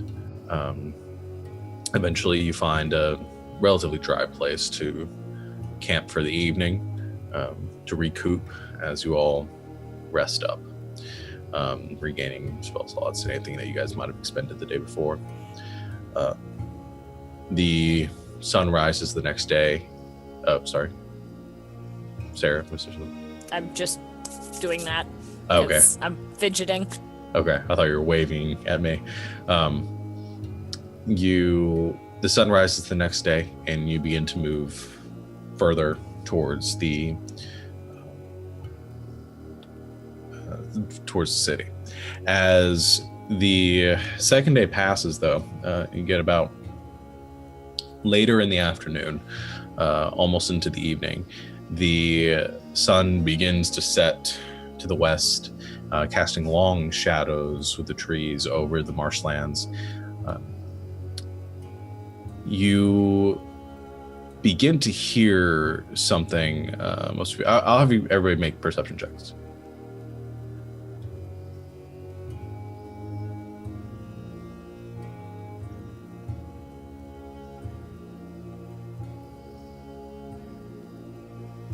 I got a 13.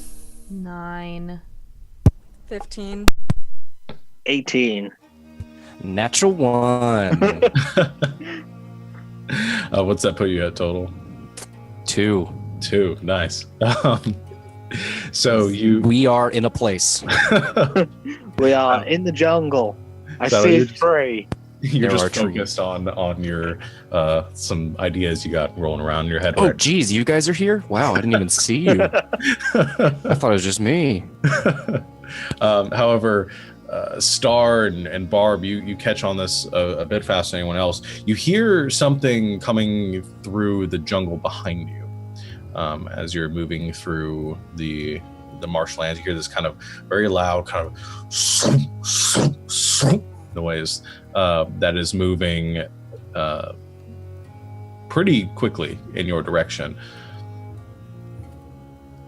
Anything you guys wish to do to react? Just put my hand up, point backwards, just say, there's something coming. I would like to rushing gun into my rage, please. Okay. You begin to kind of go into your rage as you turn around, and you all see 3 very large figures come bursting through the tree line. One of them actually pushes over a half-rotted tree as it moves through. You see 3 ogres come bursting through the trees. One of them, much larger than the others, kind of pushing its way through the path. Another one off to the side, kind of with one eye that looks kind of scarred and halfway closed, carrying this massive spiked great club. And the other one, you hear this kind of muffled tin can sounding breathing coming through it as it's wearing this chain wrapped iron helm on its head.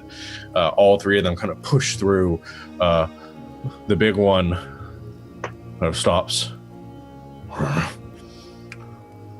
It looks back towards the others in the group, and you hear it as Barb goes into her rage. You hear it call out in common. It's like, "Are these the ones?" And you hear a very echoed kind of sounding voice says, "I can't tell." The one with the club kind of gets a bit closer and says, "Aye, those are them. Kill them." And they come rushing in towards you. And I'm going to need everyone to roll for initiative. Who the fuck are these ogres?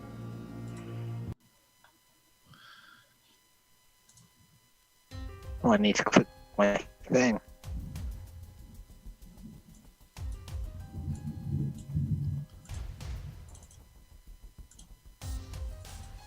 Okay. Wow. Ogres roll pretty well on initiative for ogres. Okay, then I'll bring the initiative tracker. Oh, I forgot I did this. Delete all those. Okay. Oh, and I need to roll for Lucius, don't I? I forgot to click my token the first time. That's So fine. mine- Just change it on there. You're fine. And just don't go first, Lucius. Hey, Sean. Yeah. Because I've made myself a note to remember this. Is there any direct sunlight near me? Or am I in direct sunlight? Right now, with the sun setting, I'll say yes. There is enough sunlight that you are okay right now. Thank you. Welcome. Okay, so I think that'll be everyone on the tracker. So, Den, you're first. Oh man.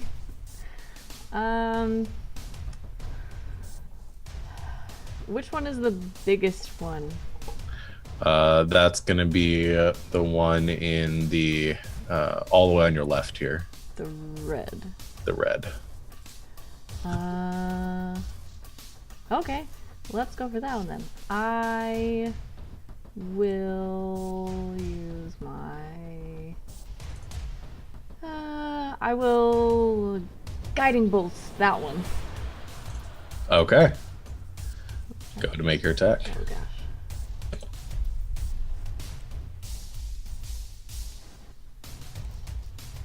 Oh, that's a 9. That will unfortunately miss. As you concentrate, form up this ball of radiant energy and hurl it in the direction of the largest ogre. It slams into one of the branches of the trees next to it, kind of blasting it off into the muck behind him. The ogre looks to it kind of and focuses over in your direction. Good. I just want to move up, not right next to Barb, but just kind of Okay. equal with her. So All right. kind of in between these two and my buddies. Okay. That's it. That's it. All right. So, Barb, as you know. Alrighty then. Obviously I'm going to do what I do best, and I'm going to run at something and kill it. So I think I'm gonna go with that red guy. Right here. Okay. So you're also going for the largest one there. Mm-hmm. All right. Indeed, sir. I would like to rage great weapon mastery, my great loot. And I do not have it. Yeah, I do. I do have advantage, right? If you're doing a reckless attack, which Yeah, means that's they'll what I have advantage against you. Yeah, I forget that every time. I don't know why. that's okay. So for an 18. That'll hit. Yes. And 18 slashing damage. Nice. Okay, so you rush in first, bring out your great loot with a battle cry. You slam it into the side of this ogre. It catches the leathers, but makes a solid impact, tearing across its kind of bulbous flesh. The ogre lets out a cry of pain as its blood spills out on the ground. Looks down at you, to significant blow to it, and now turns his attention away from Den down at the tiny creature in front of it, and kind of lets out this exasperated and angry grunt at you. Okay, I would also like to do my radiant damage. Okay, so you're doing your full-on Yeah. radiant. Okay. So that will be additional damage for you. Go ahead and roll that, or whatever that is. 6. 6. Nice. All right. And then as you stand there, there's this flash of radiant energy as you let out another battle cry, and it sears the side of this ogre, kind of covers his eye as the burn marks appear underneath its forearm. Whoa! All right. That will end your turn. Lilibet. Okay. Well, I'm gonna do something stupid, probably, but that's fine. I am going to run up to the gentleman in green.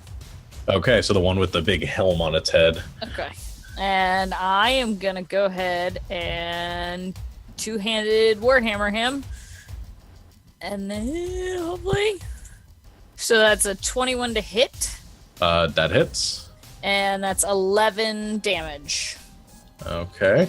And then I'm 90% sure this is a bonus action, but I'm sorry, let me double check one thing. Where is it? Where's she? There we go. Shield of Faith. Yeah, and then I'm going to go ahead and cast Shield of Faith on myself. Okay. And because I'm over here by myself. And so that puts my armor class at 19, and that's what I'm going to do.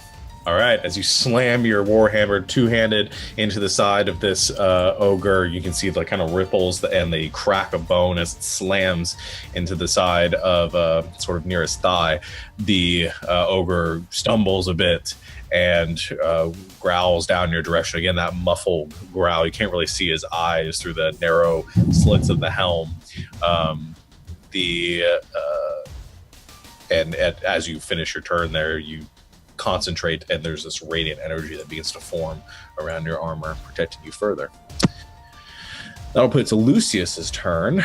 Lucius is going to use his action to form his vapor puppet. As he concentrates on the wristband he has, the smoke curls off of it, forming the familiar outline of the dark shadow figure. I will put it right here. It's bigger than that. He is then going to use his bonus action to command it to move. So it's going to move 30 feet up to the large ogre or the spiked great club there. Kind of fly in that direction, and it's going to take one solid strike with its smoky fist. That is, however, going to miss the ogre. So as it swings at it, it kind of hits the side of its flesh and then just dissipates into a cloud of smoke, recoils, the fist reforming. However, no damage. Zato.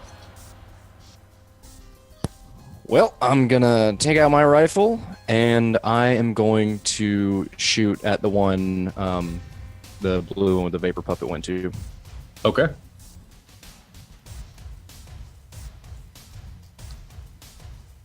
A 26. 26 hits. 15 piercing and 4 thunder damage.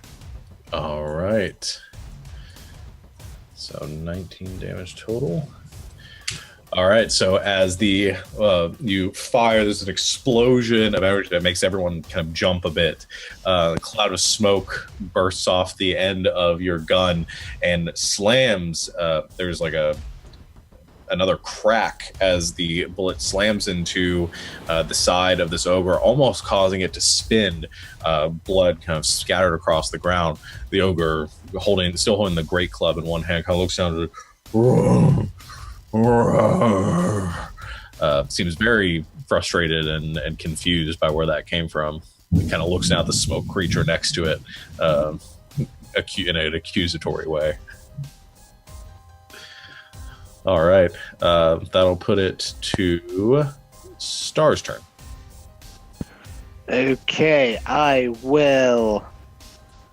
gonna run up to this one that Lilbet is currently smacking about.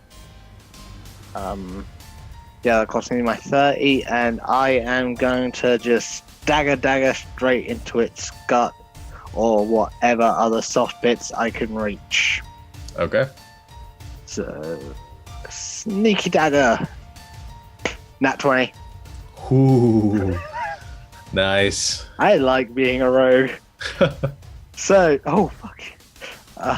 That's 18 damage. Nice. Can you guys hear the thunder through my mic? Yes. Yes. Yeah. Sorry, my rifle's it's really loud. Sorry, guys. That echo, man, it takes a while to come on back, but when it does. All right.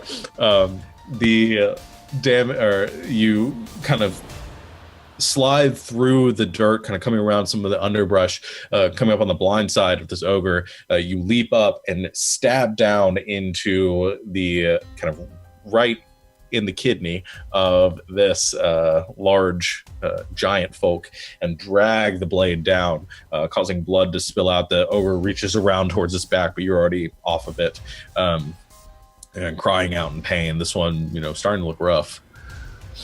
And I am digging my dagger straight into that nice, soft, organy bit I just made. Okay. 21 to hit. That hits too.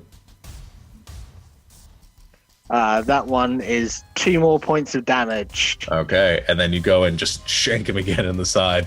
The ogre kind of bats you away a bit, but is like I said, significantly wounded by the combo attack of Lil and Star. And that will put it to their turns. The largest ogre with Barb going first, looking down at her after you just got this solid hit on it. He rears back and is going to make an attack with advantage on you because you reckless attacked with his great club, which is going to hit with a 25 like lightning. So it hits, and that's going to be 18 points of bludgeoning damage reduced to 9 because you are raging. The other ogre, the one with the spiked great club, actually is going to swing around, thinking that the strike came from the vapor puppet, the shot from the saddle. Swings around towards the vapor puppet and is going to take a strike at it.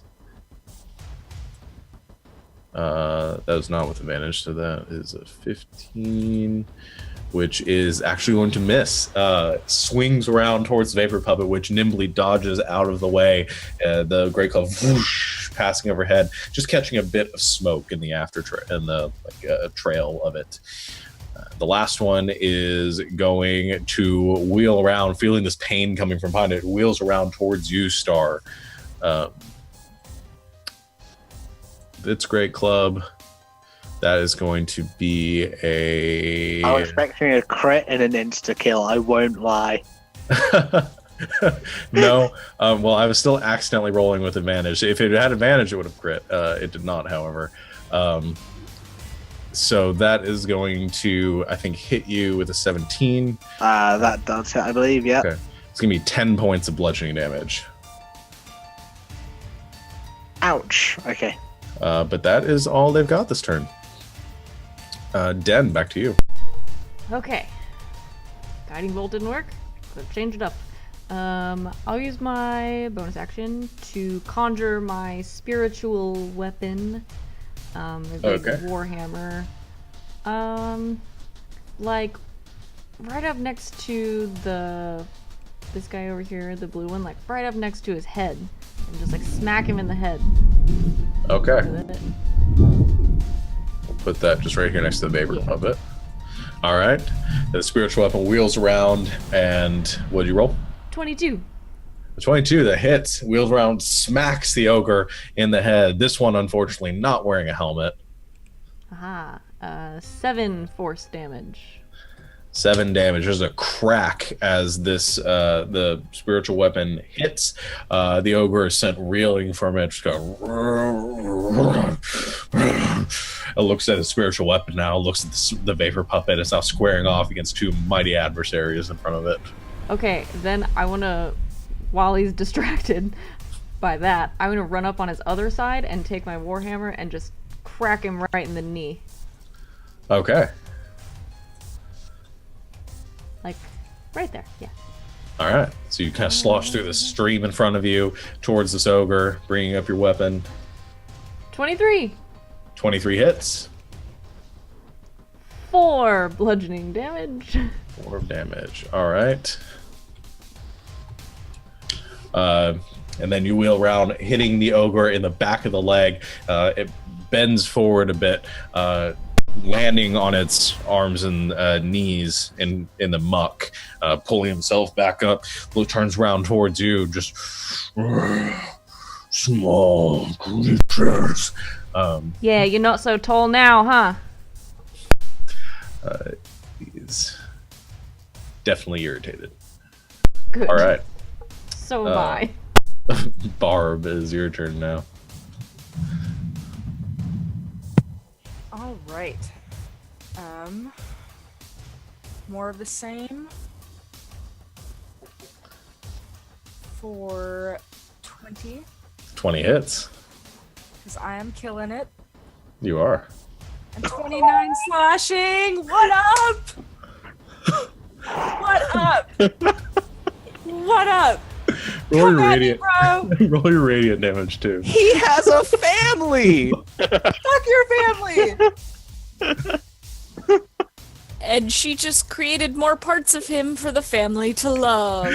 Oh my god. Okay, so a flash of radiant energy as your great axe slams into the side of the ogre and then just carves through it, through its large kind of bulbous gut there. As it finishes through, kind of sloshes forward, there's gut spilling out onto the ground. There's another flash of radiant energy which sears the outside of his flesh in this mask of pain, and then falls over the ground, dead. So dead. As the largest ogre falls, the other 2 look over towards it, kind of with this look of fear on their faces, seeing this one just thoroughly thrashed in 12 seconds. All right. Well done. That will put it towards Lilibet's turn. Okay. I am gonna do what I do best, which is two-handed warhammer. Let's do this. Okay. If it likes me. Oh, I got a 10. 10 will unfortunately miss. Even this large creature, as you wheel around with your warhammer again, kind of throws its arm down and actually smacks your hand out of the air as your warhammer then just embeds in the muck, and you spend the rest of your turn kind of pulling it out of the ground there. Anything else you'd like to do with your bonus action or movement? I stamp my foot because I'm mad at myself because I missed him. Gosh darn it! And then that's my turn. You stamp your foot, it kind of sinks into the muck. You kind of have to pull that out too. Lucius's turn. You can use his bonus action out of the Vapor Puppet attack again. Vapor Puppet hits for 9 bludgeoning damage. And then he is going to just throw a rending at it from a nice, safe distance. 14, which also hits for 3 slashing damage. As he then conjures up, kind of whips out with those soul threads, lashing at the side of this ogre, rending open a large wound in its side. That ogre is looking rough as well, as they both are. Sado. I'm gonna shoot it again. Surprise, surprise. 25. 25 hits. For 11 piercing and 3 thunder. This is the same ogre as before, the blue ogre? Yeah. Okay, so 14 points total. Another bullet kind of strikes that ogre in the shoulder. It staggers backwards, looking at all the creatures around it, just kind of as he is beginning to waver and looking like he's about to go down. This intense look of fear on this ogre's face, seeing his soon demise. Well done. Okay, that it for your turn, Sado? Yep. Okay. Star. I'm just going for the stabby again. Okay, stabby away. Stabby, 14? 14 hits. Yay! So, altogether that is... math, yay! 14 damage. 14 damage, nice. And bonus action? Bonus action, if it's still standing, just another stab. Okay, go for it. 12? Hits. Sweet. For 1. Okay, you take both daggers and sink them in the side again, tearing 2 more wounds across the ogre. It's wavering and it's rough, but it's still standing as you hear this heavy breathing coming from the inside of this helmet. It's also looking very rough and very frightened. Just to end my turn, I'm just going to shout out, try to keep one of them alive. Okay. So you all hear Star shout this as the ogres begin their retaliation. The big ogre surrounded by the vapor puppet, the hammer, and the strange woman coming up behind it is going to roll a d3 to see which one it's smart enough to take a swing at. Let's see. I'll make one you done. Nope. It's going to swing at the vapor puppet again. So it rears back and takes a mighty swing in that direction. This one connecting the 25. Vapor puppet only has 20 hit points. All right. Vapor puppet's still up. Vapor Puppet's not looking too good, but Vapor Puppet's still up as it gets slammed into by this spiked Great Club. Spikes don't really have any additional effect against smoke, but you see kind of it's diminished in size and is definitely sort of flickering and wavering there. The ogre looks confused, as it has this entire time. The other one by Star and Lilibet is going to instead, as it swung at Star and hit him, now swing over at Lilibet. I think with all your bonuses, a 17 is going to miss now. Yes! I have 19 AC right now. Okay. So it swings down at you with its great club, kind of peering out from under the helmet. It connects, but you holding up your warhammer in both hands, and the radiance around you of the spirit shield of faith. You deflect the blow and then throw the great club to the side. It embeds in the muck, and the ogre, still looking frightened, starts to back away.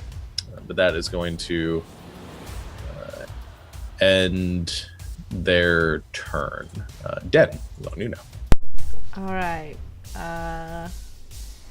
I will go ahead and use my bonus action to swing my spiritual weapon at it again, and it's... Is he on the ground still? No, he got up. Okay. That was just flavor. Darn. Okay, so I'll swing my spiritual weapon, like, right into his ear, like the side of his head. Okay.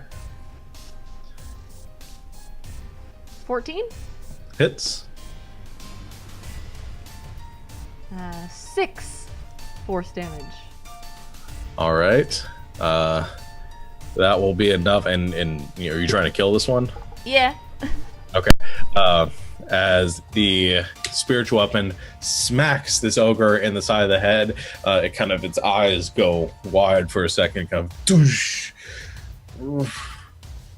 and just falls straight backwards into the muck, sending up a splattering of mud, which sort of cakes the outside of your armor.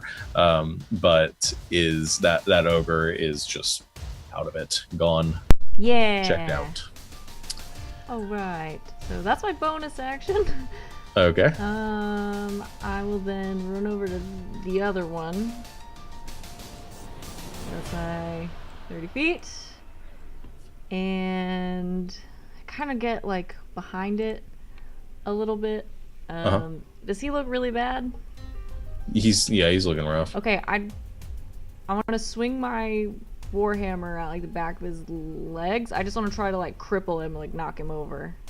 Okay. If I can hit him. I don't want to kill him. Yeah, go ahead and make an attack.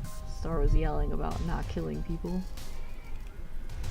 Well, it doesn't matter because I rolled an 8. The 8 misses as he's kind of staggering backwards. You swing at the leg, but as he's stumbling, kind of twists to the side, and you just whoosh, hit nothing but air. All right, that's it. Okay. Barb, it's your turn now. Alrighty then.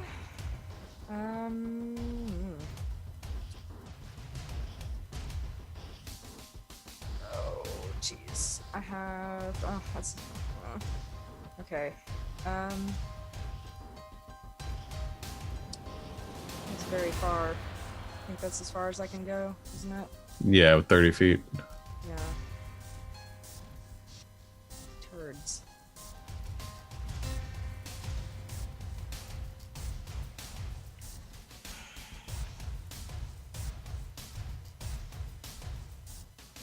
Can I throw something at it? Do you have any ranged weaponry? Do oatcakes count? Yes. I want you to throw an oatcake into it now. I mean, you can throw oatcakes and insulting it. You can throw an oatcake. It might have some effect. You don't know what. You don't imagine it'll do a lot of damage, but it might distract it. All right, cool. I throw one oatcake. Okay, just make an attack. Just your strength plus your proficiency bonus. Okay. Just do like a I don't know, like a strength saving throw or something.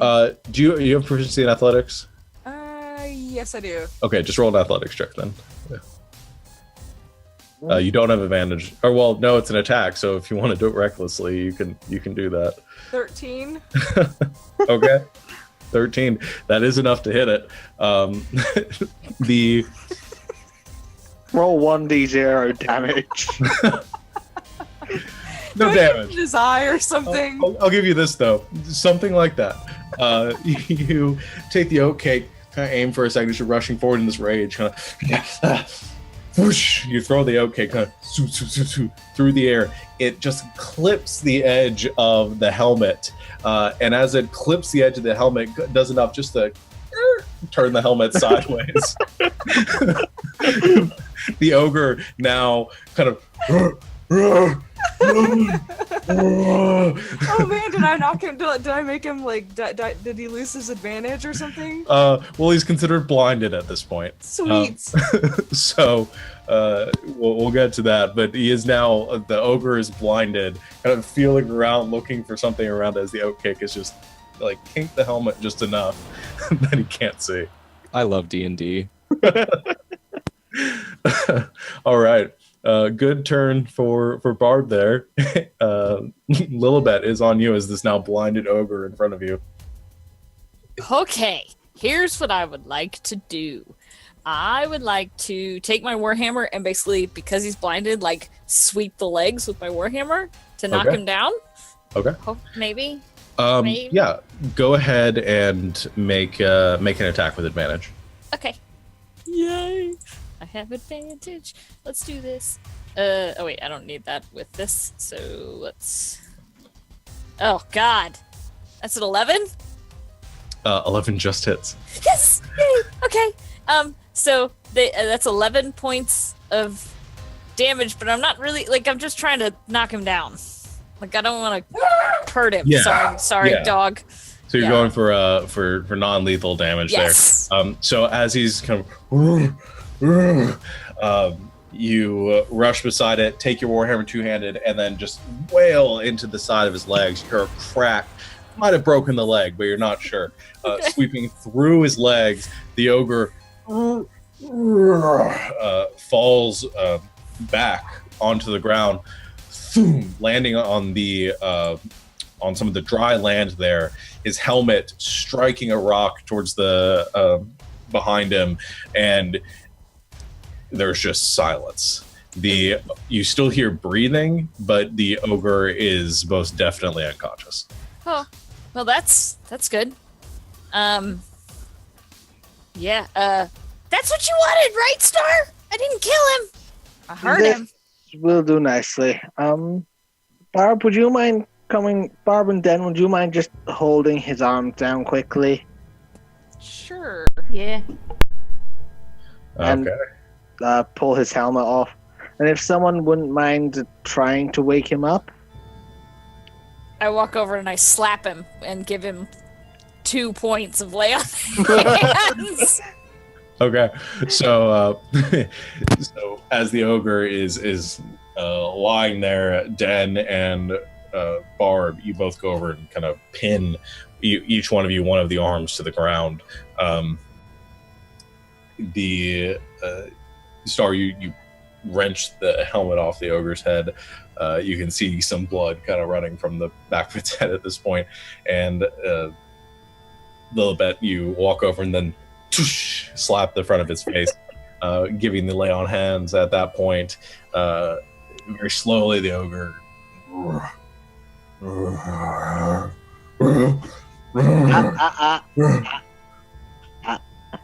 I'm sure you can understand me, right? So, first thing I would like to know is who sent you after us?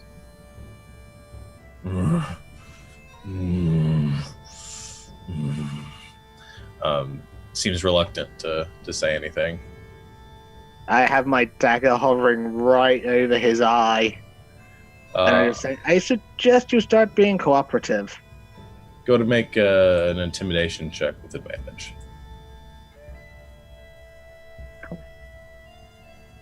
Oh, with advantage. Roll. 7. 7. The ogre seems largely unfazed by your threat. Can I walk over? Sorry, can I walk over and where Star split open with that really amazing dagger hit? Can I just stick my foot in there and wiggle my foot around and say, "Tell us what you have to know, what you know"? Oh God. Yeah.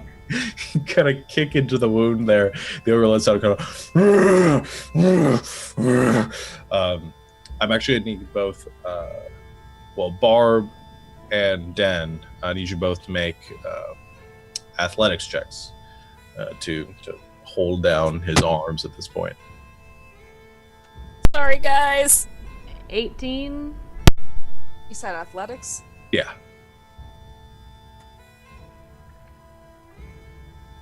Normal or no? Normal, yeah. Just your first roll. 25. All right, 25. The ogre's gonna make strength check as well.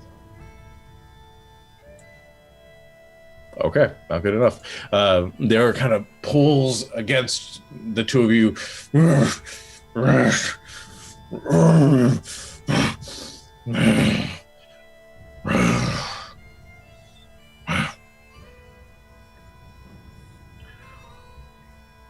Mother. Mother? Mother sent us. Why did Mother send you?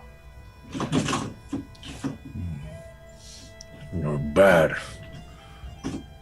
Why does Mother think we're bad? Kill her favorite. Oh. Okay. Well, your favorite was causing us some trouble, so we just did what was even there. Don't worry, we'll leave you alive. You can go back to Mother, and I'm sure she'll kiss you better.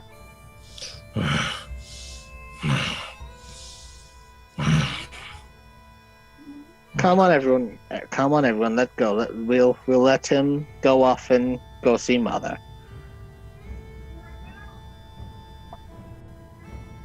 Okay. Do you guys let go? I let go, but before I let go, I cast Calm Emotions. Okay. I've had this spell for so long, I never use it.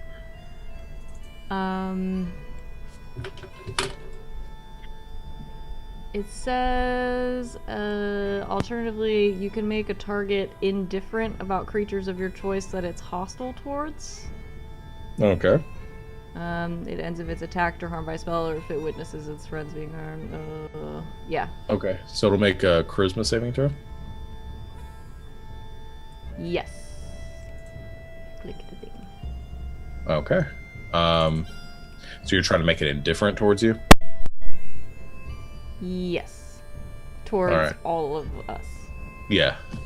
So you let go, and as you do, you mutter under your breath, and there's this kind of shimmering near the head of this ogre. Shivers a bit.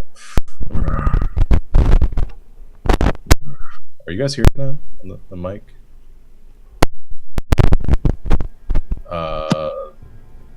It's like somebody's clicking their mic. Do you have your phone near your mic, Samantha? No? Okay. Because it's making that noise like it did last time. Okay, I think it stopped. All right. The ogre kind of calms a bit and looks around. Go on. Begins to stand, kind of winces in pain as it tries to put its weight on on the leg that a little bit bashed, but it pulls itself up, turns in the direction that it came from, and just begins to walk that way. We need to get out of sight because it's only gonna not be mad for like a minute. You're muted. Yeah, okay, let's go. Okay. Run away! So leaving the two ogre bodies behind, and as the other ogre wanders into the brush. As soon as we're distance away, I just say, I'll be amazed if the jungle doesn't kill him at this point. That's not my problem. So, As we're walking. so the Oni was Mother's favorite, right? That's what everybody else got? That's what I'm guessing. Yeah, I think so. Who did we piss off? Probably a very big thing. Probably Whoops. another ogre, and one that can get word around the island pretty quickly. Yeah. That's gonna be interesting. Well, let's go. Star, you okay? I'm a little bit beaten up, but I'll live. I'll do a first level cure wounds. Hey!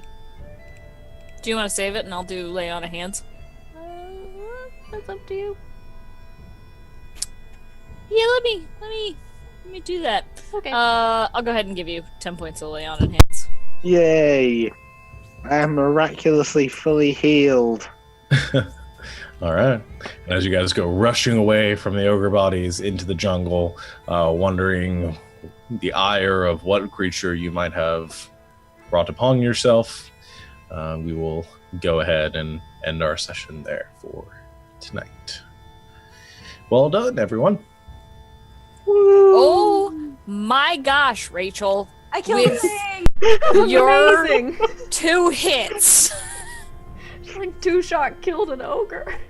Wow. Basically like the silent Bob of the group. Like, I don't do anything, but when I do. That was awesome. I'm just happy I got a crit with a sneak attack. That I'm happy now. I can dark and die. I achieved. I'll remember that. Thank you for your permission. All right.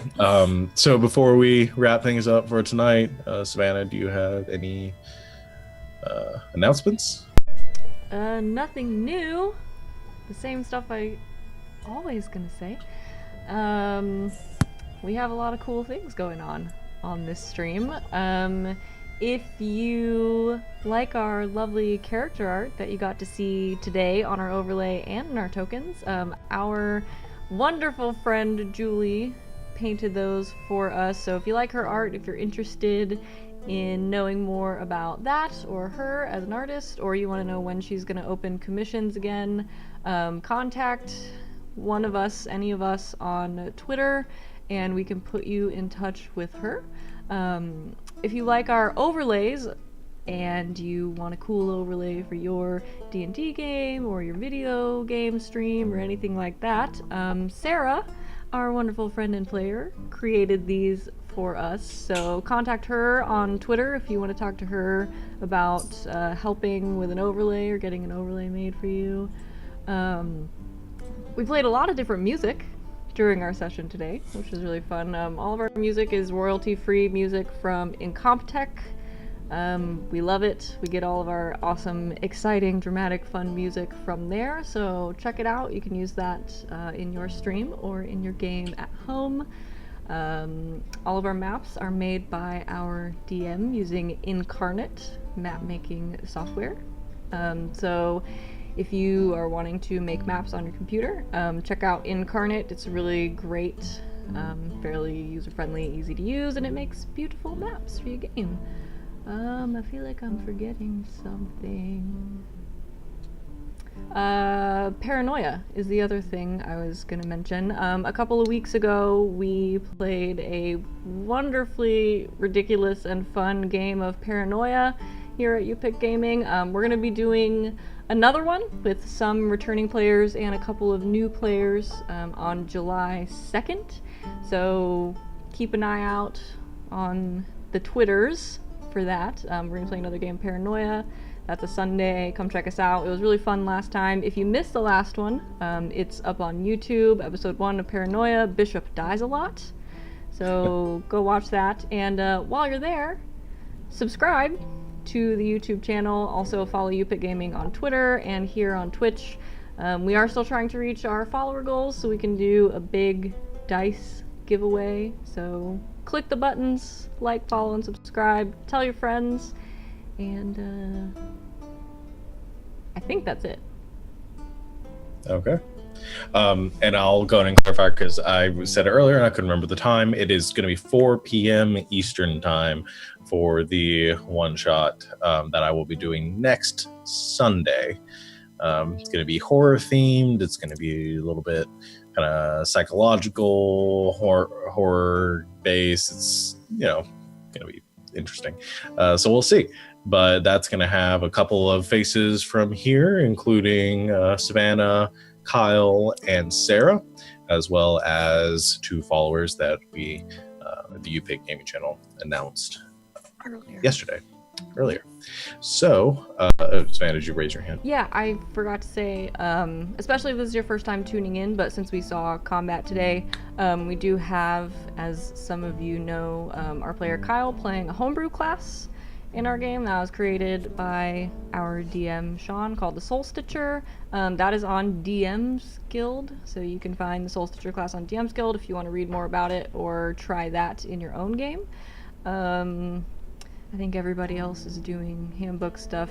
Sadell is playing the Unearthed Arcana Artificer class, and I think Barb's Barbarian Path is one of the Unearthed Arcanas as well. So if you want to know more about those and what we're using, reach out to us on Twitter. I'm sorry, can you guys hear that sound? There's a cat trying to get into a kitchen cabinet right now. He's making a lot of noise. So if you want to know about any of those, check those out. Contact us on Twitter, and the players can tell you a little bit more about the classes that they're playing. Yep. Okay. Otherwise, I think that's all of our announcements. We will be back here, same time, same place next week. Tune in to find out what happens next. But until next time, good night, Internet.